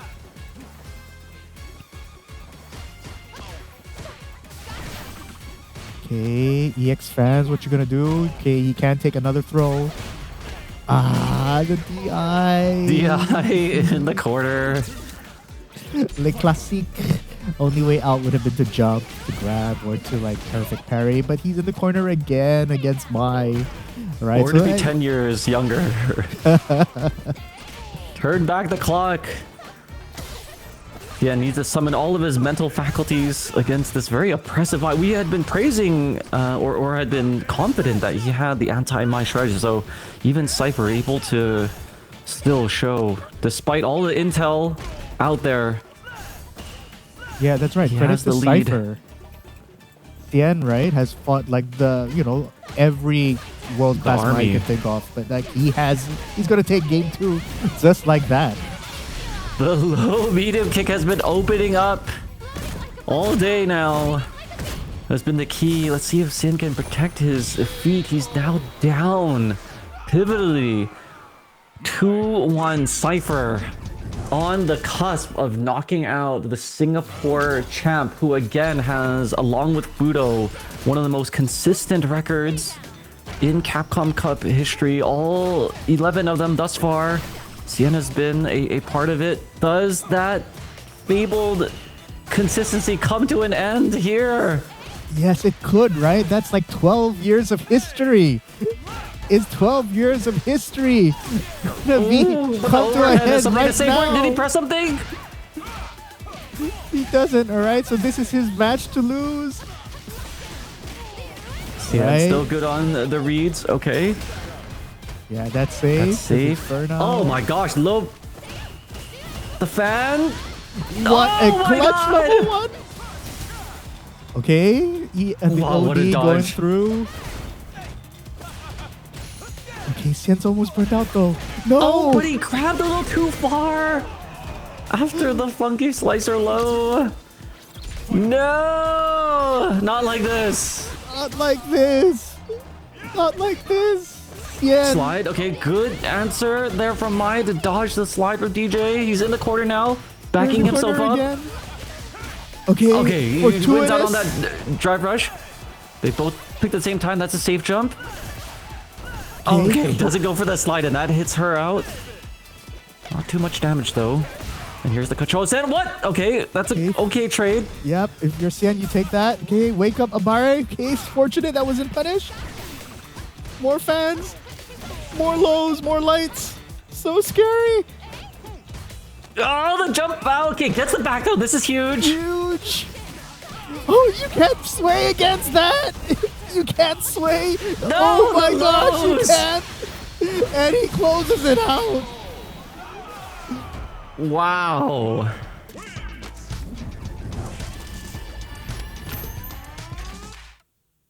And we have some reactions from the sofa. I see some tears, people in disbelief, perhaps a 6-7 gesture. Couple Folks of are in handshakes. absolute shock right now at the result. Cypher with a non-surprising pick with the Mai against Cien, who has certainly run up against the Mai army throughout his many international tournaments, online, offline, you name it. There was no huge surprises there. And despite all of that intelligence and experience, Cypher, wow, what a dominating round to upend the illustrious Capcom Cup attendance streak. If you were a model student in Capcom Street Fighter school, it would have been Cien, it would have been Fudo at the top of their class, but he's been sort of dethroned in that department by none other than Cypher. Wait a second. Is Fudo qualified for Capcom Cup 12? Does anybody know? I'm sure he's done well. He's done well, right? For sure, right? So if that's the case, then Fudo takes the lead, unless otherwise, right? So wow, that was a commanding performance there from Cypher. Kind of just played everything on point, used all of Mai's strengths, didn't take unnecessary risks, took risks when he needed to. That level 1 at the end was so clutch. It looked like Xian was kind of like building momentum to mount a comeback, but then no, right? Clutch level 1 while he was burnt out, took the round, and then eventually took the game. I don't know, right? It feels like Xian was so in control in the first game, and then all of a sudden everything just fell apart. And you don't really see that from a player of Xian's caliber, where there's such a huge turn. I can't imagine the last time, and he had so much time to prepare either. It wasn't like an open style tournament where you have to calculate for the entirety of the roster's possibilities. He knew there was going to be a finite number of characters and players with certain tendencies that he had to prepare for. So I'm just as shocked and speechless as you. His streak has ended. We were talking about Fudo, who actually did qualify in CPT Premier in the Blink respawn. We had the Maracas there. But man, for a lot of people that have sort of watched Xian consistently through the years, this is a great shock to us all. Oh, but we don't have time to emotionally recover. We've got another match on the screen right now with Costco and Bells. Right, a Blanca versus a Lily in World Warrior Top 8. You don't see that every day. No, sir. All right, Lily doing damage here in the corner, convincingly. We still got the Blanca-chan there from Costco. But Bells, man, he's just been consistent. Costco, who ran into a Brandon very early on. Let's see if he can recover in the lower bracket. Right, and this is going to be a big test for Bells, because I don't think he fights that many Blancas. You know, who fights many top tier Blancas, right? And then yeah, so I'm not sure how this match is gonna turn out. I don't know whose advantage, whose disadvantage. I think it's even. Ooh. So yeah, it's up to these two players' skills that will determine who's gonna come out on top. All right, we got throw loops into the burnout. That's gonna do a huge amount of chip. He can kill if he wants. In the last chip takes it anyway for Costco. Yeah, I got confused a little bit by the super meter. Ooh. Oh, but with the lift, okay, you can't drive rush against me, you can't punish me. That's a risky thing to do, but he did it anyways. What a gamble. Yeah.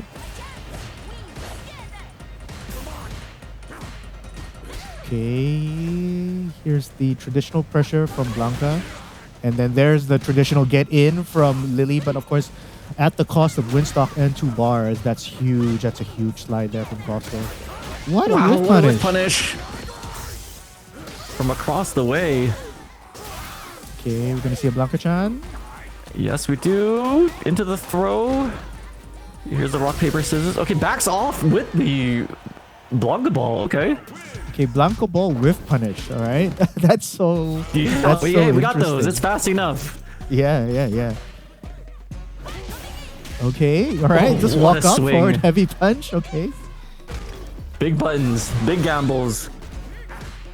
Okay, I think that I was gonna say, right? I think that's gonna be one of the dynamics of this match, because Blanca is one of the characters that makes you kind of guess a little bit harder on his wake up, because he has jump back air, EX ball, as we saw there. So that kind of like dissuades you from grabbing him. And he's safe on block as well, so you have to go for a meaty there. And Lily, I don't think, has great meaties, so I think that's going to be a dynamic in Blanca's favor. Great. 50 on his back. He's got a multitude of options. Right, Costco not afraid to get burned out, though. but he has all the screen to work with. And he's rolling back. Ooh, the light Blanca ball does land in front. Lily with the command grab. Gets in. See a DI. Tries to go for the low. Yes, we did. Right on cue. Okay, that He was was so- surprising, right? Because that's definitely going to be that was a very, very clear DI timing. And I don't think Costco has reacted to DI when burnt out properly yet. Oh, that's a jump up. Okay, that's still going to hit. Wow! Okay, try to go vertical, but that's still hit. Okay, right. Oh, the Okay, side right. That's switch. where you gotta go. That's what you gotta do against Blanca. With Blanca, you gotta kind of play your minus frames. Kind of gotta play the Wild. mind games. Yeah, gotta play a little bit wild. Okay, that wasn't wild. That was clean. That was a clean crouch medium punch whiff punish there against Lily. So it's so hard to whiff punish Lily sometimes, but that was clean from Costco. One of the best buttons in the neutral is, yep, that Blanca low medium. What a try rush into the standing heavy kick. All right, and the story Okay, of empty jump. Bells this tournament has been great, fantastic Abares, right? That's going to win him the round. But then again, I think even against SKZ, right? The clutch factor of Bells has been his perfect Abare timing. Because Lily, of course, doesn't have NPX reversal. She doesn't have great defense traditionally. So she has to kind of like depend on pressing buttons at the right time while on defense. And I think Bells is world class in that. Knowing when to press buttons and steal turns, even when you don't have the fastest normals, I think is a lesson in the expertise here. We don't see this matchup often, but he's taking full advantage of one of the rare matchups into the second command grab. Stocking up. Case of emergency. Oh, the slide. Just to get out. Okay, Wow, slide okay, again. these slides, they're gutsy. A fortunate whiff, no punish. Fortunate, very fortunate there from Costco. Okay, this is a problem for Bells. Right, slowly fighting his way out of the corner. No conversion off that punish counter. Oh, ending the rush early. Okay, Costco. Yeah. Blanca some has like a variation there. really, really good drive rush from close range, I think, because he can do like, yeah, that, right? Like with light kick, with heavy kick. So yeah, deceptively good drive rush also is Blanca. Oh, there's the first time we've seen the high stepping knees from Costco in this matchup. Let's see if he goes back to it. That's been such a great way to get over the lows. Getting him the second hit. We got throw loops. Another one into the back. Bells taking multiple throws in that perfect round from Costco. Right. I think if you're Costco, I think that's what you do, right? Because Bells' Abare, powers of Abare are so good, you don't want to go into like hit block strings. You go for the simple grab, I think. Wow. Okay, here we go. He's gonna return this favor. That Back is throw to establish so a corner control. demoralizing there from Bells. Finally, you think you have momentum. Oh, then you get perfect parried. Oh, okay, but then okay, let's see. Bells Tick can throw, come back command from throw. this. Okay, big damage there. That wasn't even the end of it, right? She could have extended that as well with another bar for OD. Okay, so finally Bells, hopefully with a little bit more momentum because we want to see more matches. And Costco, those slides, man, with These slides, hey. huge dividend. Sometimes you have to throw away the thought that you're going to be minus on block and just commit that you're going to get the hit. Another one! Some of these slides are safe, some of them are not. There's just a lot of conviction behind it. All right, Costco, what does he do with this corner pressure? Using all the resources available to him. Okay, this is match point. Costco. Bells is fighting for his tournament life here. He needs to win this round to stay in the tournament. He was one of the favorites. And he is one of the vanguards here against the, against the invader from Korea into Southeast Asia. All right, rock, paper, scissors. Does he activate the Blanca-chan? That's gonna get punished. There it is. Gonna get the rainbow ball for extra damage. Up ball.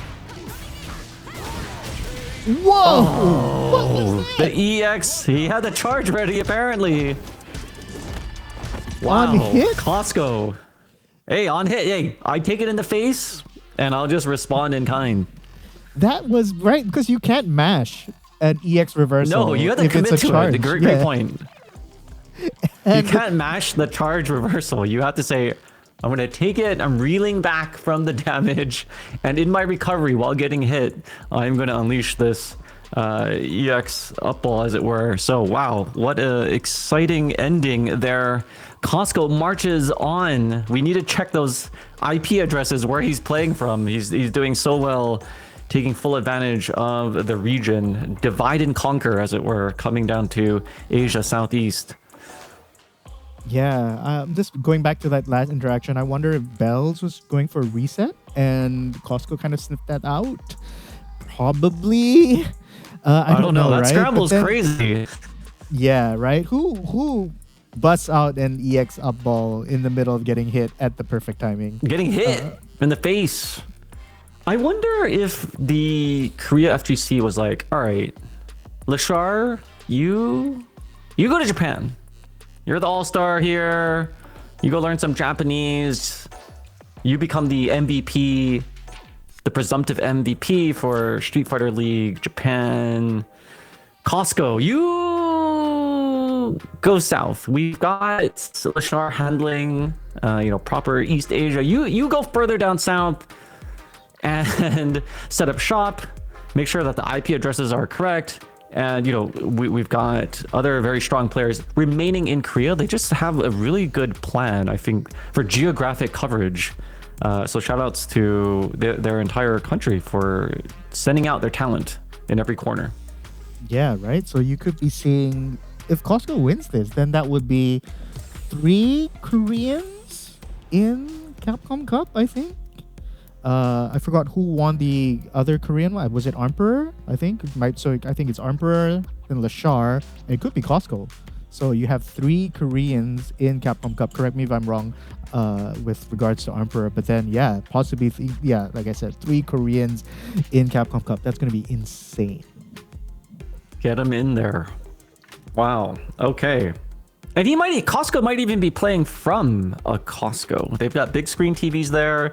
They sell everything. There's food.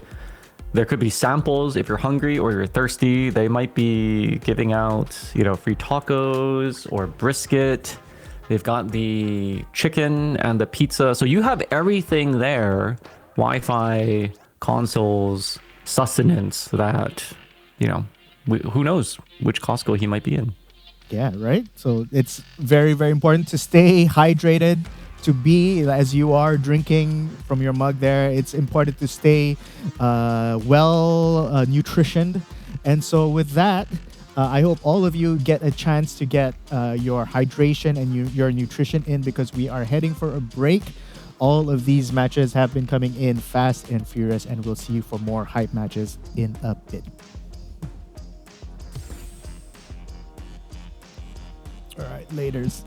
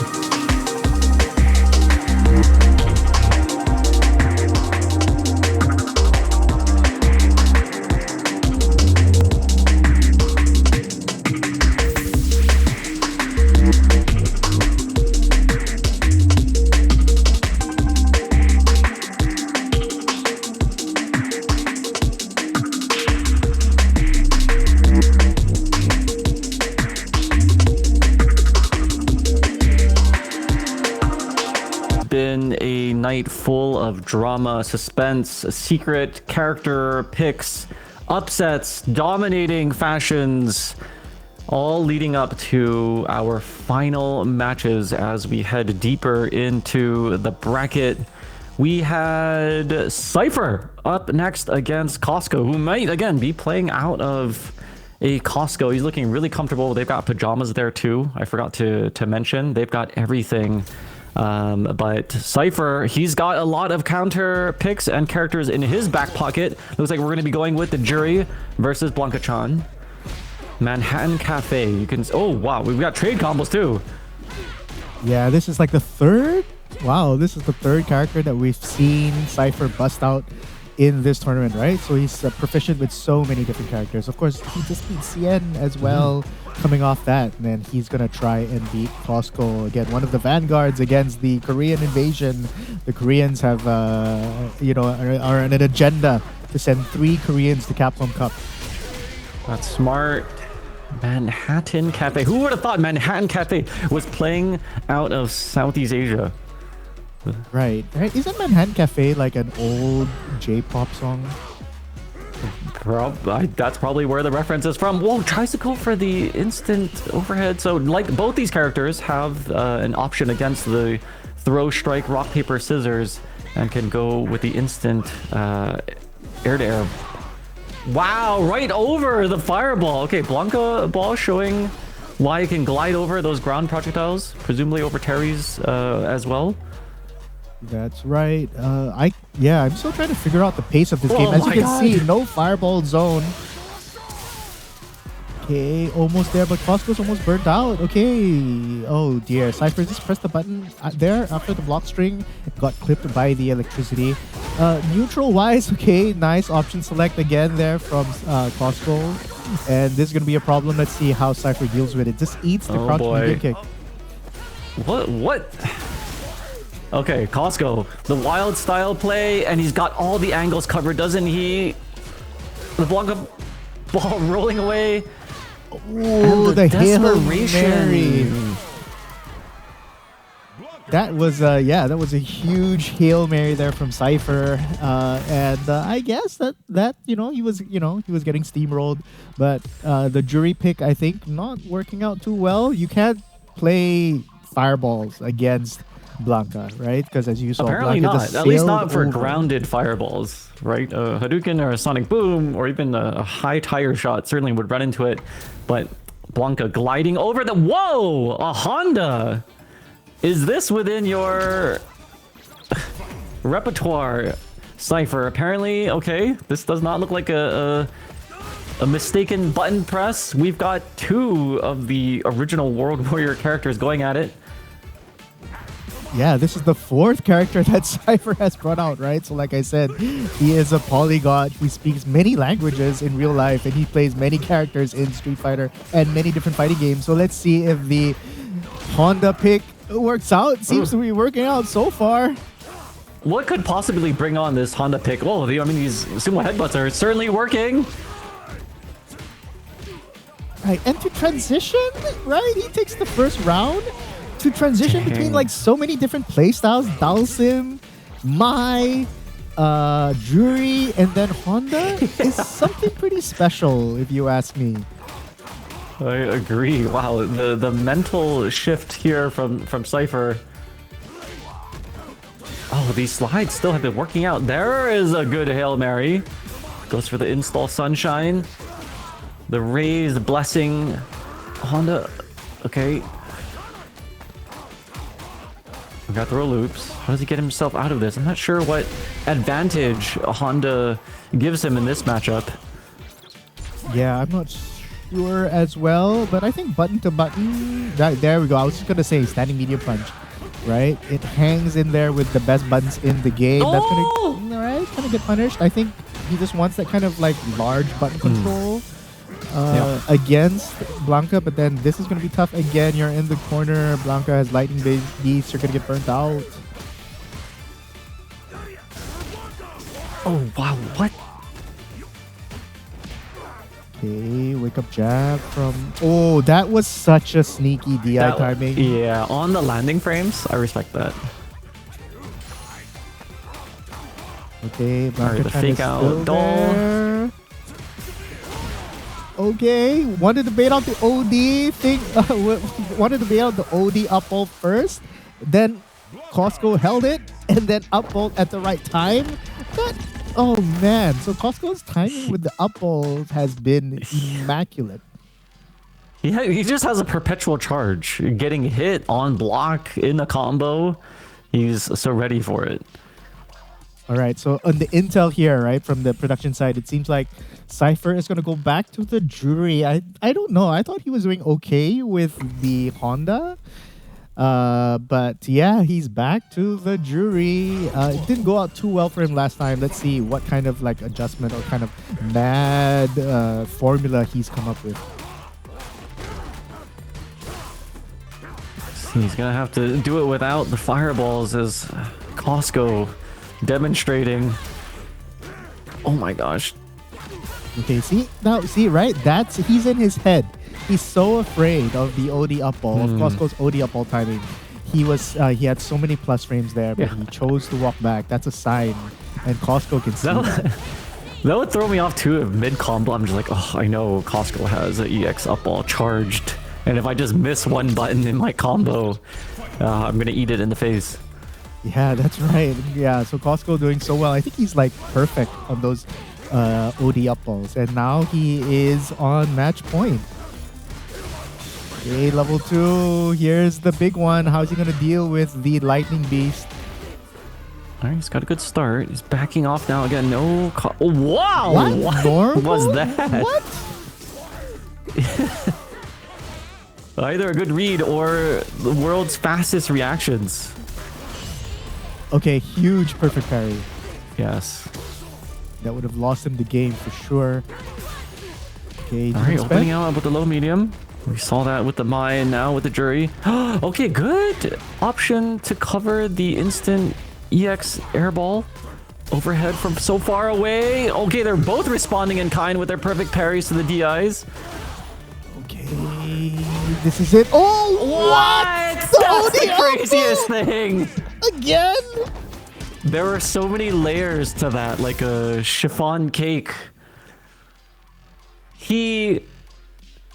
Costco knocked down Cypher, did a light Blanca ball on Wake Up to get right in her grill. Cypher responded, as he should, in desperation with the EX pinwheel, to which Costco says, but wait. Like in Mission Impossible, when they rip off the mask and you're like, oh my god, I thought I finally had him. Costco actually had the last word in that argument with a many multi-layered Yomi. What? That's crazy. That's what we call a flex. When you have such a superb read on your opponent that you are just toying with them psychologically. On a string, apparently, he had his opponent. That was nasty. I don't know why you would logically come to that solution, but he did. Yeah, I have no idea. Right? We were just talking about how his OD up balls on defense have been on point, but his OD up balls on Oki as well were on point as well. Beating out a OD reversal, no less. That was crazy. And the cojones to do that.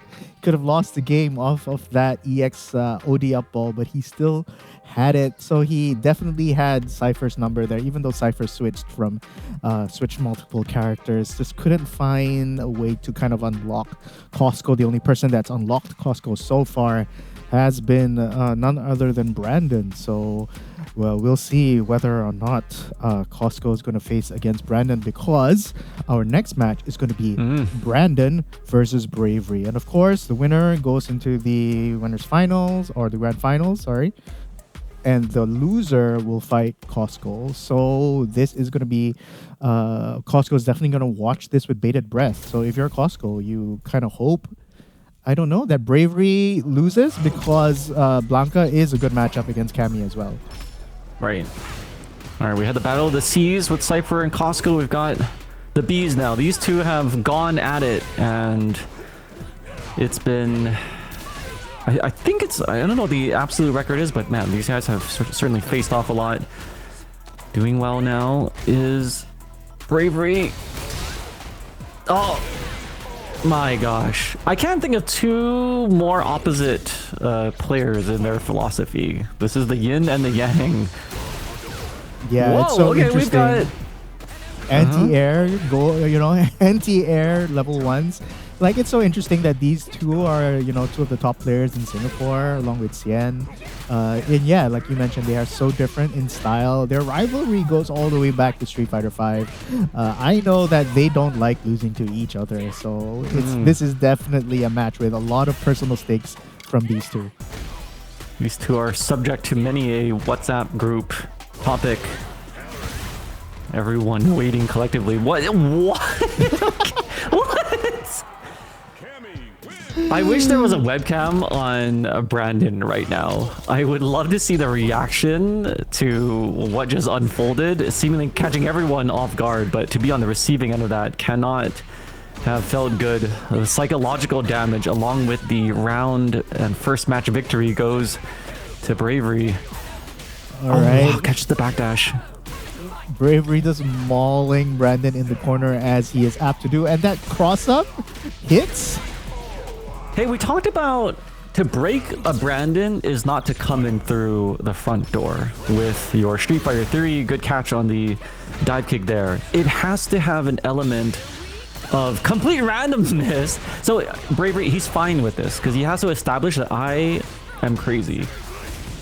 Yeah, exactly. All right. And okay, Brandon doesn't want to spend, just wants to spend level 1, I think. Yeah, Yep, that's great conversion there from Brandon. So yeah, I totally agree with you, right? You got to send the message. I'm going to level 1 at any time. I'm going to OD at any time. OD reversal at any time. Make Brandon second guess his offense. Good early throw, shimmy. He was plus on the block of that slide. And this is where Cammy wants to go to work. Right, medium standing, medium punch. Oh wow, great calculation. Burns himself out, but he knows that it's going to convert into death against 9k health Akuma.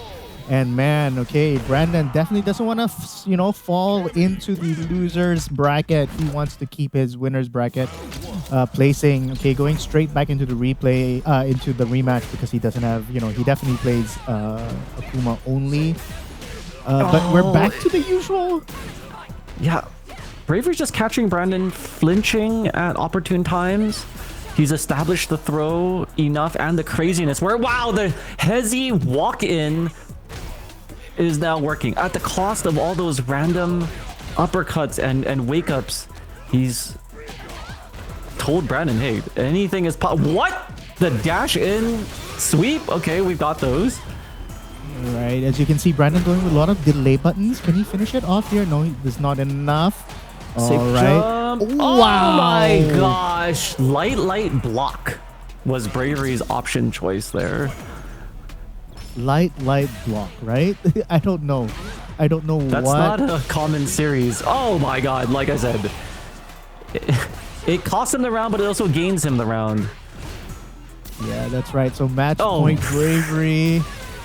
This is not looking good for Brandon at all. Oh, clutch uppercut. Okay. Yeah, he's ready for it. Brandon, still one of the best with the one-button DPs, it feels like. But again, right, that's the Bravery effect. They're always so kind of hesitant on his wake-up. Right, he's going to convert that to kill. So yeah, Brandon staying alive. I think his delay timings have been really good on block. So let's see, okay? That was a grab. Hasn't represented that much. Sweep from Cammy. You don't see that often. Good block on that ambiguous jump in. And the one button DPs. Wow. All right, nice patience from Brandon. Is he going to cash out? That's right. Going to be putting Brandon on life support. Okay, but Brandon is fully stocked. Brandon has 2 interactions left. Great dive kick. Okay, the EX. Bets the house on that EX DP. Walking Bravery down. Great block on the crouching medium kick. Wow! Wow! The walk under forward, cross cut. into level 3. Okay, that deserves to kill, but it doesn't work. Wow! Oh no! Oh no! The script was there. All right, the story was writing itself. That was so clutch. Brandon just was like menacingly like T100 walking Bravery down, and then catching Bravery's jump with the cross cut into level 3. It doesn't kill. And then that hesitation from Brandon allowing Bravery to wake up buttons, wake up crouch middle kick. Bravery has such a good read when he's down. It's insane. I think this would bring a lot of joy to a Bravery. Anyone really that could dethrone Brandon, who's been so solid. But Bravery being the sort of one to do it, the opposite, the water, the oil, the yin and the yang. Wow, what a dichotomy of styles and philosophies playing out on the screen there. You could really tell Street Fighter how your personality is reflected in the character. Bravery able to walk away with that one. Brandon, not much time to recover though. He has to go up against his next match up there on deck, Costco, Blanca. He didn't get that matchup, perhaps. Maybe he's getting the matchup that he wants with the Akuma.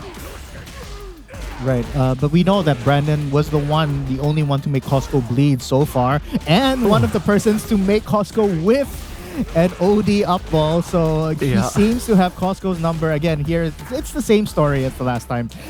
Costco has to find a way to get Brandon out of his rhythm, but so far has not been able to. Brandon picking off where he started in the first time they met and perfecting Costco just like that.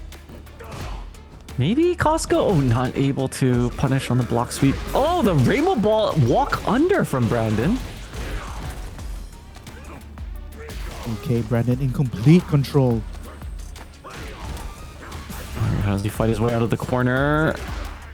Oh, of course. All right, nice standing light kick conversion, but he is able to build at level 3 just in time.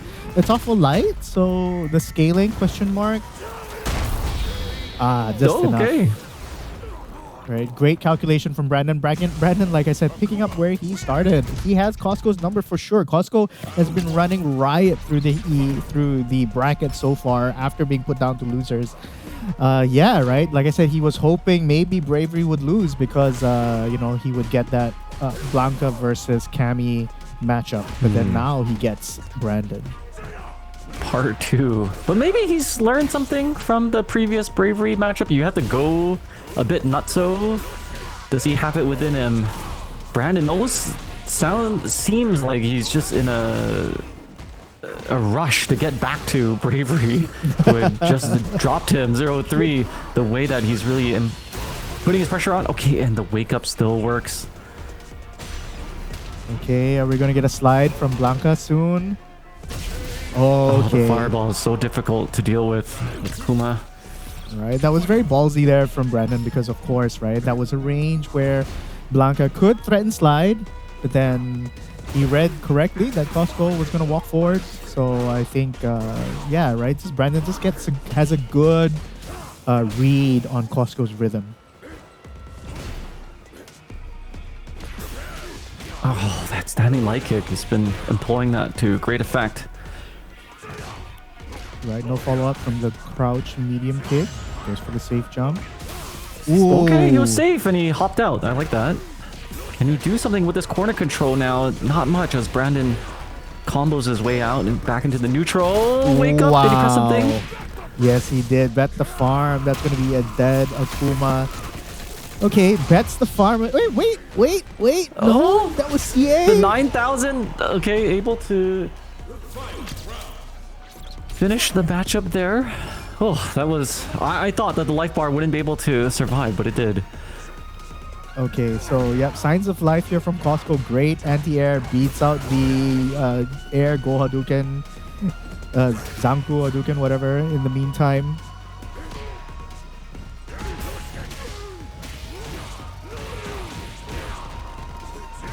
Okay, Brandon low on resources. Whoa! Demon But has flip into the Costco- corner to empty throw. Oh, he's just mixing up now. Okay, that was interesting. Again, it's awful light, so is it gonna kill? Question mark. Probably I not. don't think so. Doesn't it just seem like Brandon's in a rush to get back to He's just like, I don't care if this is optimal or not. Let me get through. I need to avenge that previous match. Yeah, right. Let me have it against Bravery again. Costco Nice seemingly move, just Tony. in the way of Brandon's Akuma right now that is trying to climb back up into the grand finals bracket. Oh, every one of these drive rushes seemingly just thwarted by Akuma's normals. Light kick, medium kick.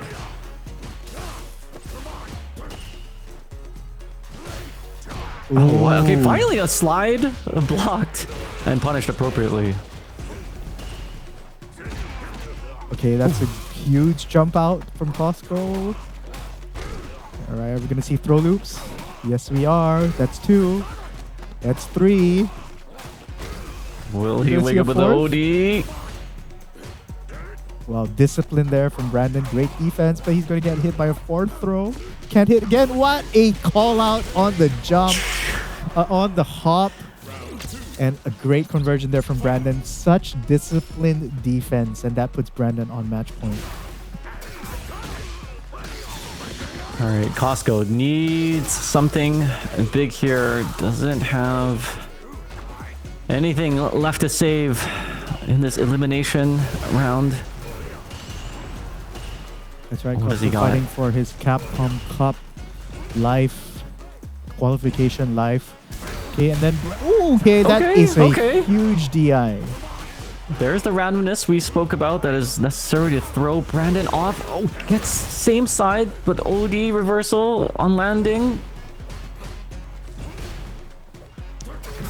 Brandon's in kill range, but just as I say that, gets clipped by the crouching medium punch, and Costco stays alive. Of course, with one of the most reliable buttons there from Blanca. Okay, the high knees didn't do anything, but he's trying out new things, which is important against Brandon. You can't get predictable. What a jump in! Is this the start of the comeback that we've seen a couple of times today from different matches? Okay, that's such a ballsy fireball. Whiff punish. Wow, the whiff punish! Long, of course. Good about it. Okay. It's the stare down. The doll the now Blanca activated shot. with electricity. Oh, the burnout. This is so hard for Brandon. Punish on the landing frames, then the light kick to take it. He's on the board now and lives to see another match. Costco, can he take this momentum with him? Right. If Brandon woke up with a CA on that interaction, he could have taken the game back. But then, right, that's a 50-50. And right now, Costco managed to force a game number 4. His up balls are like 90%. Hey. That's why. Oh my goodness. And these slides up to now have been very good. Good setup maybe from Brandon. That Tatsu missed, but he's Yeah, got that himself. grab back is obviously an option select, a defensive throw. He was expecting an up ball. All right, here we go. What is the play? The DI read and responded in kind. And that should put Brandon on another set point to send Costco home.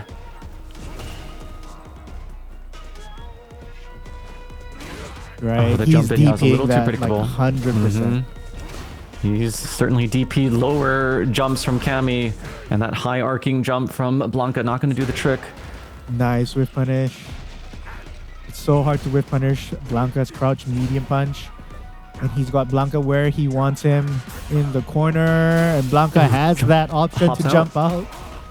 And now all of a sudden he has level 2. What a huge perfect parry from Brandon. I think that might be the thing that decides the game. EX with the full resource management. And Brandon punches his way into the revenge arc in pretty convincing fashion against Costco. But we have to hand it out to, everyone that gets eliminated today. What a stellar run from Costco that had put everyone on notice. You are no longer safe from geographical boundaries. There are people that are willing to relocate and take your qualification spots.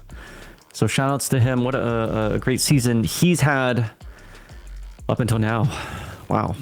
Yeah, that's right. Costco coming in from out of nowhere, of course, wasn't present in any of the past World Warrior Southeast Asias because he's from Korea, and then comes here and then makes a splash. Credit to him, plays so well. We need, as much as I say, right, we're defending our territory, whatever. But in terms of the Street Fighter spirit, every time a strong player comes into your region, as a top player, you welcome that because that's extra competition that raises the standard. That's an extra top player that you have to play with that's in your region. So he is, as much as we say, all that like stuff like about him coming in, but he's more than welcome here. We hope to be playing him online. You do play him online if you're at a high enough rank, of course. And so if you're here in the long term, Costco, we hope to see you next time at the next World Warrior Southeast Asia. It's kind of like a foreign, like a virus, but then your immune system deals with it and you become stronger. So I always welcome these sort of extraterrestrial exogenous forces that end up making the region stronger as an overall whole. So I'm fully supportive of the Costco's Otherworld that venture out, and we've seen what Lashar's impact has on the Japanese scene. So it's a really great moment, I think, for fighting games to have this cross-pollination of talent. Yeah, that's right. I remember when we had the Singapore Major a year ago, and I helped to set up the local gathering where we had casuals and all the top players from Japan and all over the world were there. I can distinctly remember how when you had these top Japanese players like Kakeru or Kosa and all that coming in, and when they heard that Lashar was coming down, like everyone like this kind of like the setup and like, oh, Lashar, and like I want to play him. I want that chance because Lashar, I think back then hasn't moved to Japan yet, and so like everyone was like, oh, I can't wait to play Lashar. I can't wait to talk to him, and that's kind of like the spirit of top players over there, right? Not like, oh, that who's that Korean guy? No, right? There's another top player. I want to communicate. I want to learn. Let's learn together. And then of course, Costco. If you are traveling in Southeast Asia, hit up the locals. We hope to see you in person maybe someday and learn and hang out. That'd be crazy if after this, he just like moves back home. He's like, I was only here for World Warrior, and man, I miss the good home cooking. I just want a good sundubu and a soju, but man, I already had my bags packed up until the day that I was eliminated. All right, so... But nevertheless, right, credit to Brandon. Brandon played clean, like you said. He played like a man on a mission. He played like a man just wanting to kind of get to his rematch against Bravery right away. He was clean. I don't know what else to say, right? It's a classic clean Brandon play. But of course, he is not where he wants to be because he is in the loser side against Bravery. So let me just check. Are we going to go straight into the grand finals? All right. Yeah. So without further ado, ladies and gentlemen, we are going to go straight into grand finals. This is 5 World Warriors plus a top 8. Now it's come down to this. Predictions, Z. What if you have any? I hope I'm glad these guys are not playing on. Am I glad? I don't know. I can just see like the tension, and I feel it over the bits and pixels that are being sent, into the CFN servers. But man, if you could put these two into a room physically, side by side with one another, I think there would be those anime sparks flying. I see an L next to Brandon to indicate that he's in the lower or the losers bracket, as we call it. And that's not a comfortable position for him. He's sort of sat atop the dominant, just running roughshod over the competition. So I want to see how he responds in kind. I bet he's messaging the tournament organizers like, hurry up, Hurry up with the rematch. We don't want any sponsor callouts, any chit chat. Get me in the ring versus Bravery right now. All right, ladies and gentlemen, World Warrior Southeast Asia Top 8 has come down to this. This will determine who represents Southeast Asia for Capcom Cup 12. It is going to be one of these two. But like I said, both of them have been in Capcom Cup before. So both of them want to, they're fighting to get back, right? They've tasted it. Once you've tasted that Capcom Cup flesh, you just want to have it again. And so now they're both chomping at the bit, and they want to, yeah, right? So what's basically going to happen is this. Bravery is going to want to just steamroll as he always does. And there is a risk that this could be a really, really, really fast 3-0 for Bravery. Brandon wants to slow the game down and take each game, and he wants this to become a war of attrition. So let's see how this goes. Damn, he just did a double spin knuckle, 2 in a row. The Bravery still able to, hey, of all the randomness, I still got stuff up my sleeve to throw you off. All right, big lead here. First game, second round from Bravery. Spends his level 3 early, and right, oh my gosh, the Bravery classic. You don't know what he's gonna do. He just seems to have a sixth sense of when to, on his wake up, when to ODDP, when to press buttons and all that. So, man, as Brandon, I think wake up block is Bravery's last option in the decision-making matrix. Sometimes he'll do it periodically in a blue moon, but that is not his default. All right, let's see what Brandon does here in response. Has to throw out the OD just to get this rapid dog of Bravery off of him. All right, what's the setup here? Okay, goes for the guillotine. There's a perfect fire. Ooh, almost got in. Yeah, Bravery's drive rush timings have been immaculate. Okay, I like that, right? That's walking, standing light kick. Has been paying dividends for Brandon throughout this tournament. It's very clean, it's very safe button. You can cancel that. Of course, no anti-air there. Second guessing himself. It's a little difficult when you're walking back to then throw your controller into the DP motion. Even Brandon with his almost perfect anti-airs has been able to show why that's so difficult, but gets a commanding back throw. Oh my gosh. Okay. Okay, that hurts. Oh, whoa, what? No, huge whiff. That was 100% a DP. All right, that's good. Okay, Brandon needs to come back mentally from that. God, the mental lapse and the guard break. What happened there? That's not characteristic of Brandon to drop so big and waste such good resources. He's got a neutral jump to maybe mentally recover. Let's see if he could do another non-DP jump in from Bravery. Are we beginning to see signs of Brandon's solid gameplay unraveling? Okay, right. And Bravery just picking the right wake-up options so often. And now he's got Brandon in the corner. Great DP. Brandon can convert and can kill. Just don't drop it. Level 2. Okay. Okay, Brandon on the board, and we're not gonna go. Yeah, right. It isn't gonna be a quick 3-0. It's 1-1. I think that's exactly how Brandon wants it to be. Okay, oh, goes for the grab. throw. No fake pressure for you. The walk back. All right, Bravery in the rock paper scissors. How many variations does he have? Okay, the Bravery's low. Nice back. Get off there, and he gets the nice juggle, the 3-piece. Has to OD, fireball, just get out. Teleport to get the real estate. Oh, good sequence here from Brandon. He just goes for the fireball. Kind of want to play it safe. Nice back off into DP. On the landing. All right. That's a Bravery thing, though. Again, the cost of sending the message first class express through Sing Post is the super beater. There you go. Doesn't matter what the postage price is, the message has been sent.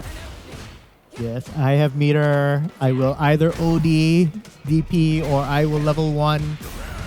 Let's see if Brandon's gonna hesitate. There were signs that he got Brandon to hesitate on his Oki. So let's see if that's gonna happen. Brandon not hesitating. He goes for the safe option, fireball. Oh, burns himself out. This could be big. What? Okay, that was a bit too random. Even for me, even for bravery, I think that was a bit too crazy. But still, sending the message: if I'm up, if I'm down, grand finals, winners finals, losers finals, doesn't matter. Bravery's gonna do bravery things. Yeah, but you know, one thing in Bravery's favor is like Bravery is in winners, right? So he can afford to go down one set. So who knows? Like if he can afford to send he can still afford to send lots of messages to Brandon right now if he wants to and cash out in if Brandon manages to reset the bracket. And it looks like he's on pace to do so. The way he's playing so solidly. Okay, nice block, nice backdash from Brandon. Something that Bravery hasn't been able to punish, at least in this round, is the backdashes of Brandon. Just another one goes unchecked. He's been doing that in the corner, in the mid-range. Let's see if Bravery can make him sort of pay for the retreat. Thus far, he's been unable to.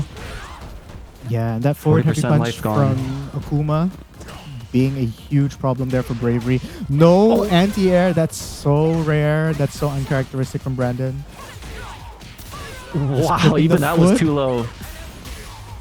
And that's it. That's a dead Akuma level 2. Oh yeah, level 1's enough. I think the difference with Bravery is, even though Brandon has a reputation for being able to anti-air maybe 8 out of 10 times, he'll still go for that 20% chance. Look at that. He's jumping in. It doesn't matter. Yeah, a third time. He's like, hey, you hit me twice out of it. I'm going to go for a third one. And that is the illogical workflow of Bravery's mastermind. Oh, that should have been a combo on counter hit. Right. Go for it again. Dive kick was a bit too high. Whoa! What? And it hit? Okay, that was supposed to be cross-cut DP into level 3. But fortunately, he whiffs the crouch light punch, and then the level 3 hits. I mean... But Bravery should have pressed some... Huh. That means Bravery... What an interesting exchange.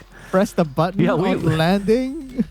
We've seen the crosscut walk under DP into level 3. Brandon's done it in previous match. It somehow worked out in his favor again and hit raw without the DP. Bravery, I don't know what to make of that. That was such a random encounter. I think he's still going to jump. He cannot be dissuaded so easily, despite now getting reset in the grand finals. We're going to go for a full set, the full marathon.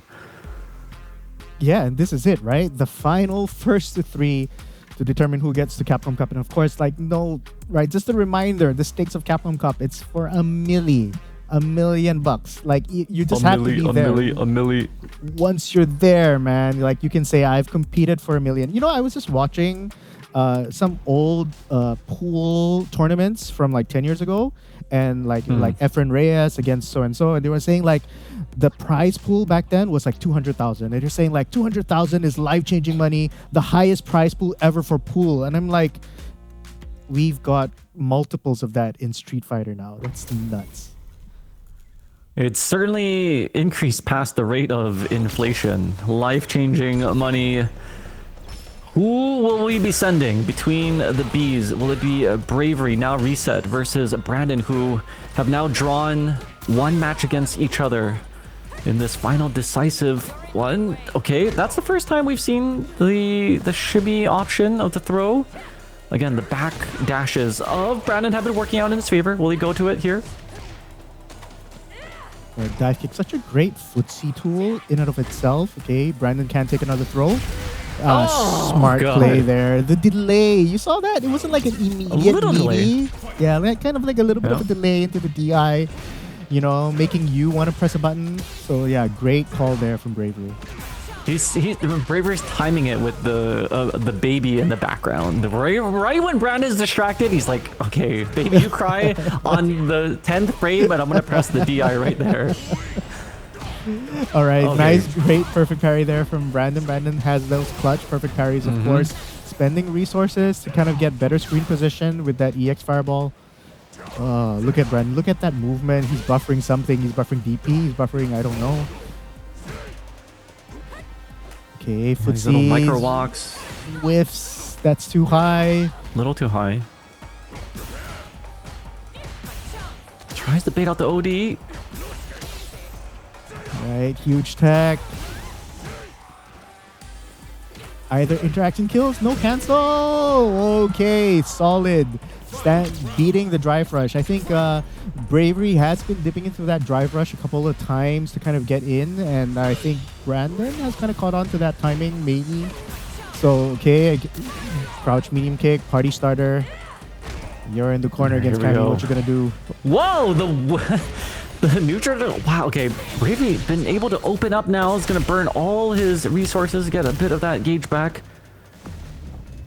Brandon now in CA territory. How will he crawl his way back into this one? All right, Bravery. Why is he backing off? I think. Okay, that's huge. The super fast frame standing jab, which seems to come out faster when Bravery's mashing it in his favor. So he takes the first set in the reset of the grand finals. Bravery sniping, getting a feel, getting his spidey sense telling him that Brandon was probably going for an overhead. Like usually you go for that when you want to come back. And so good call there from Bravery. Bravery's up 1-0. Oh, the sweeps, okay. Reversal something thrown out of it.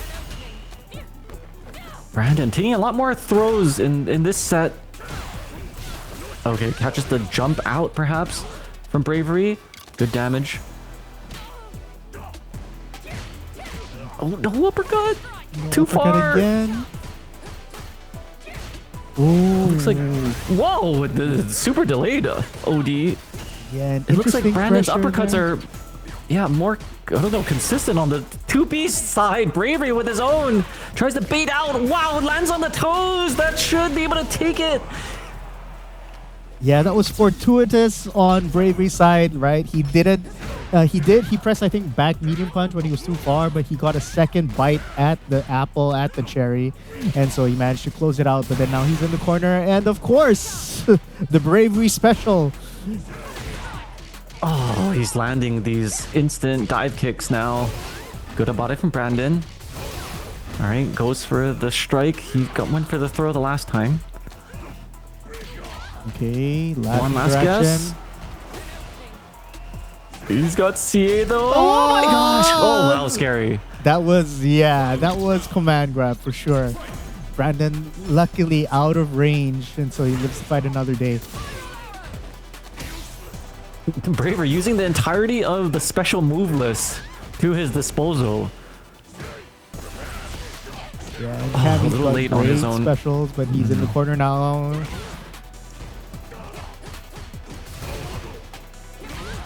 Okay, nice cross Walk cut. under DP.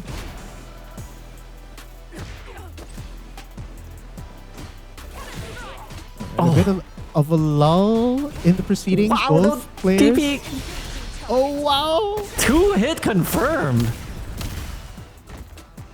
2-hit confirms off a light.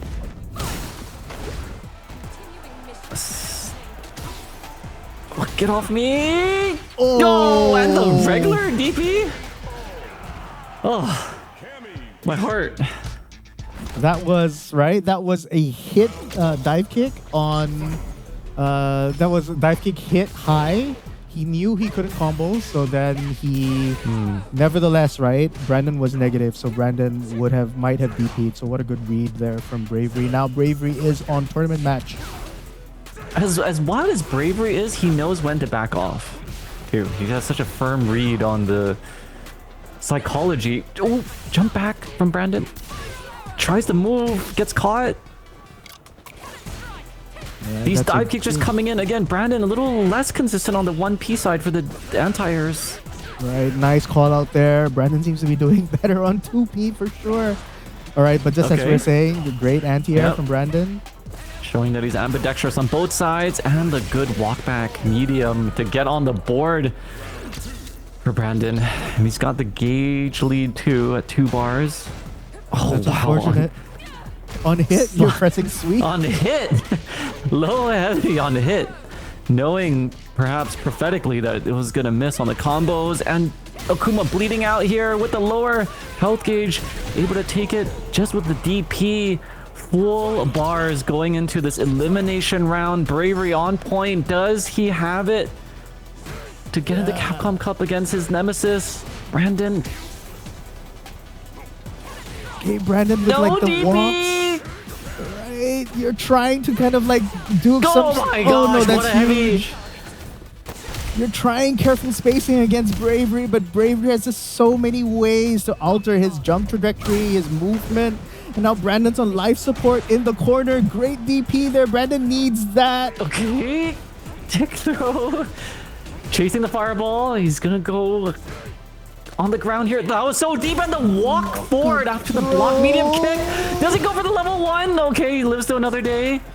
All right, great whiff punish. Great whiff punish again. He needs that. Okay, he's got Bravery in kill range now.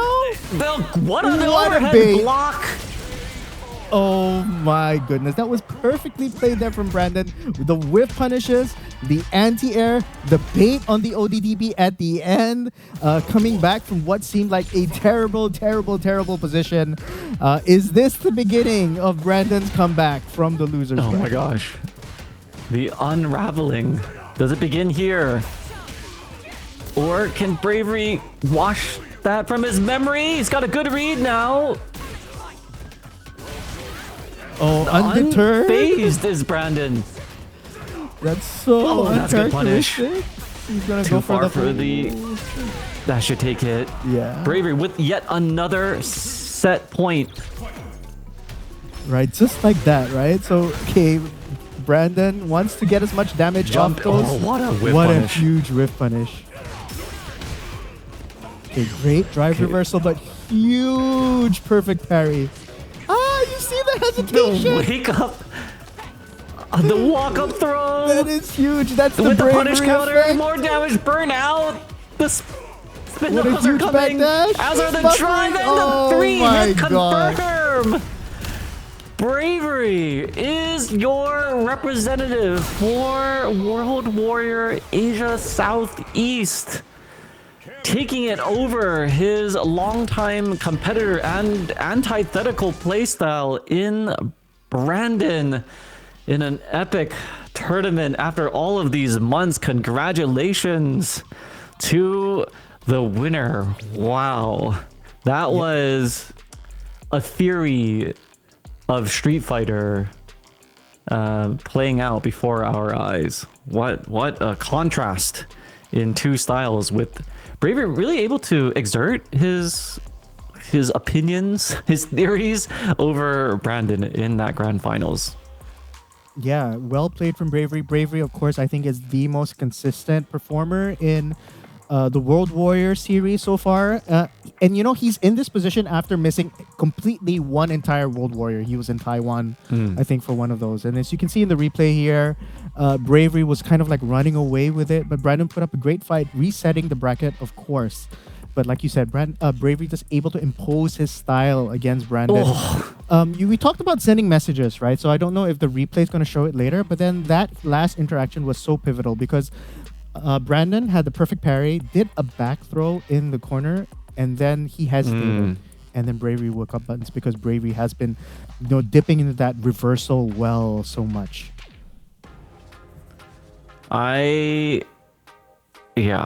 This was just a masterclass. He had a lot of those confirms on deck, and every read that he had and every hesitation was capitalized for Braver. So ironically, the most volatile player has been in many ways the most consistent, right? He's consistently inconsistent in his you can't get a read on him, but that has worked wonders, whether it's through the shorter sets in the first of 2, but even in these first of 3s with the reset, showing the entire repertoire of both Cammy and his playstyle enough against what a formidable opponent and tournament season all year long. So congratulations to Bravery. Wow, What a masterclass we saw there. That's right. And I just want to give credit as well to Brandon. Brandon dismantling Costco, Brandon dismantling people on the way to, I think he was the top seed for this tournament. So Brandon, of course, known for his clean play style, so many clutch DPs, so many clutch comebacks as well, but just not enough to repel the onslaught that is Bravery. And I just want to give Bravery also a little bit more credit, because we say, we think that Bravery's style is wild, but the amount of kind of calculated whiff punishes, the kind of staccato offense where he like holds back and like baits your DPs and all that is, I think, needs to be applauded, and as well, right? And his wake up options, he doesn't just default. The meme is he just ODDPs or he just level ones. But then we saw lots of different looks, right? We saw wake up ones, we saw wake up perfect parry. So Bravery with a really, really good repertoire of offensive and defensive tools, and I think that's why he is such a worthy representative once again for Southeast Asia. So ladies and gentlemen, wherever you are, give it up for Bravery, and of course, don't forget to tune in to Capcom Cup 12 to cheer him on. He actually did. All right, so now that he's in Capcom Cup, right, we can look back a little bit on the previous year's Capcom Cup. And you know what? I think Bravery was 2 games away from reaching the next round, right? So there was like the group stages, and then there was like the knockout stages. At first, it looked like Bravery wasn't doing very well, but then he pulled off a couple of upsets, and he was just like 1 or 2 games away from actually breaking out of his group, right? So Bravery is not there. Bravery is not going to be there to make up the numbers. Bravery is going to be there, and he's going to not just say, yeah, I'm just happy to be in Capcom Cup, and I'm just soaking up the environment, and I can't believe it's Tokido. I can't believe it's, Punk. He's there, and he's out to kill. And I think this year, objectively speaking, he's playing even better than he was last year. So the world, watch out for Bravery. I think he's going to make a splash at Capcom Cup 12. Looking at Liquipedia, last year he walked away from the group stages, which he was so close to graduating from, $1,750. That's good, but if you consider the airfare from Singapore all the way to Japan, it's like you kind of break even, you do the whole tourist thing, that's good, but that's going to whet your appetite for Capcom Cup 12. He has qualified just now for it, and there comes a point in your career where you have the intersection of a lot of time, right? You've got the reactions, you've got the experience now that he's built up a couple of the years now in his pro career, where you're just at the peak of your powers, right? Everyone has a different age depending on your life circumstances, and I like your assessment of Bravery, where I think that this year is where he's sort of burning bright and has a good chance to go even deeper into the bracket for the final dance at Capcom Cup. And he's such a great representation and unique aspect of Southeast Asia fighting games that I think he's going to put a lot of people on notice.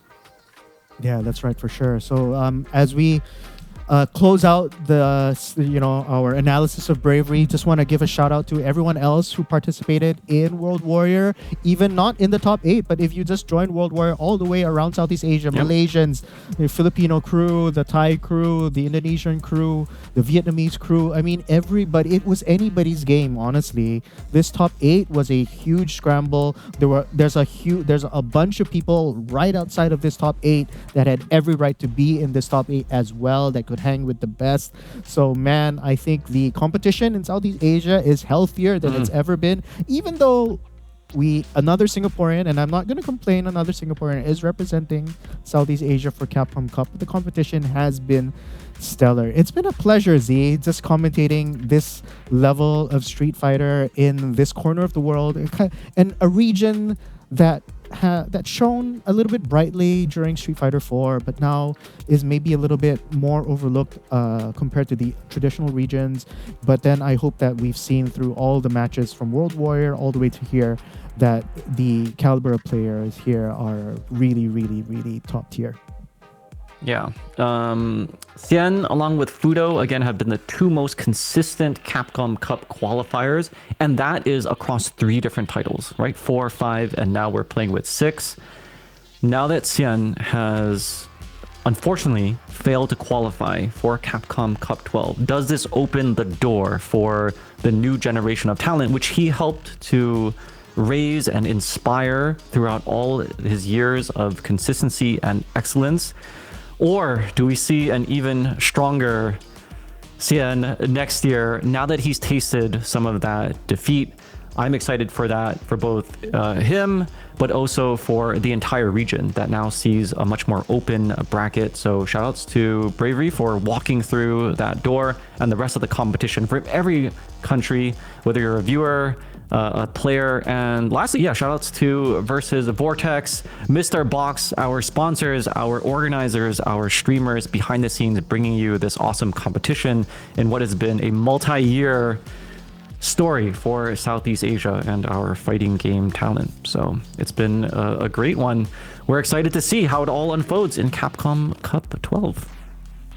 That's right. It's been a pleasure, everybody.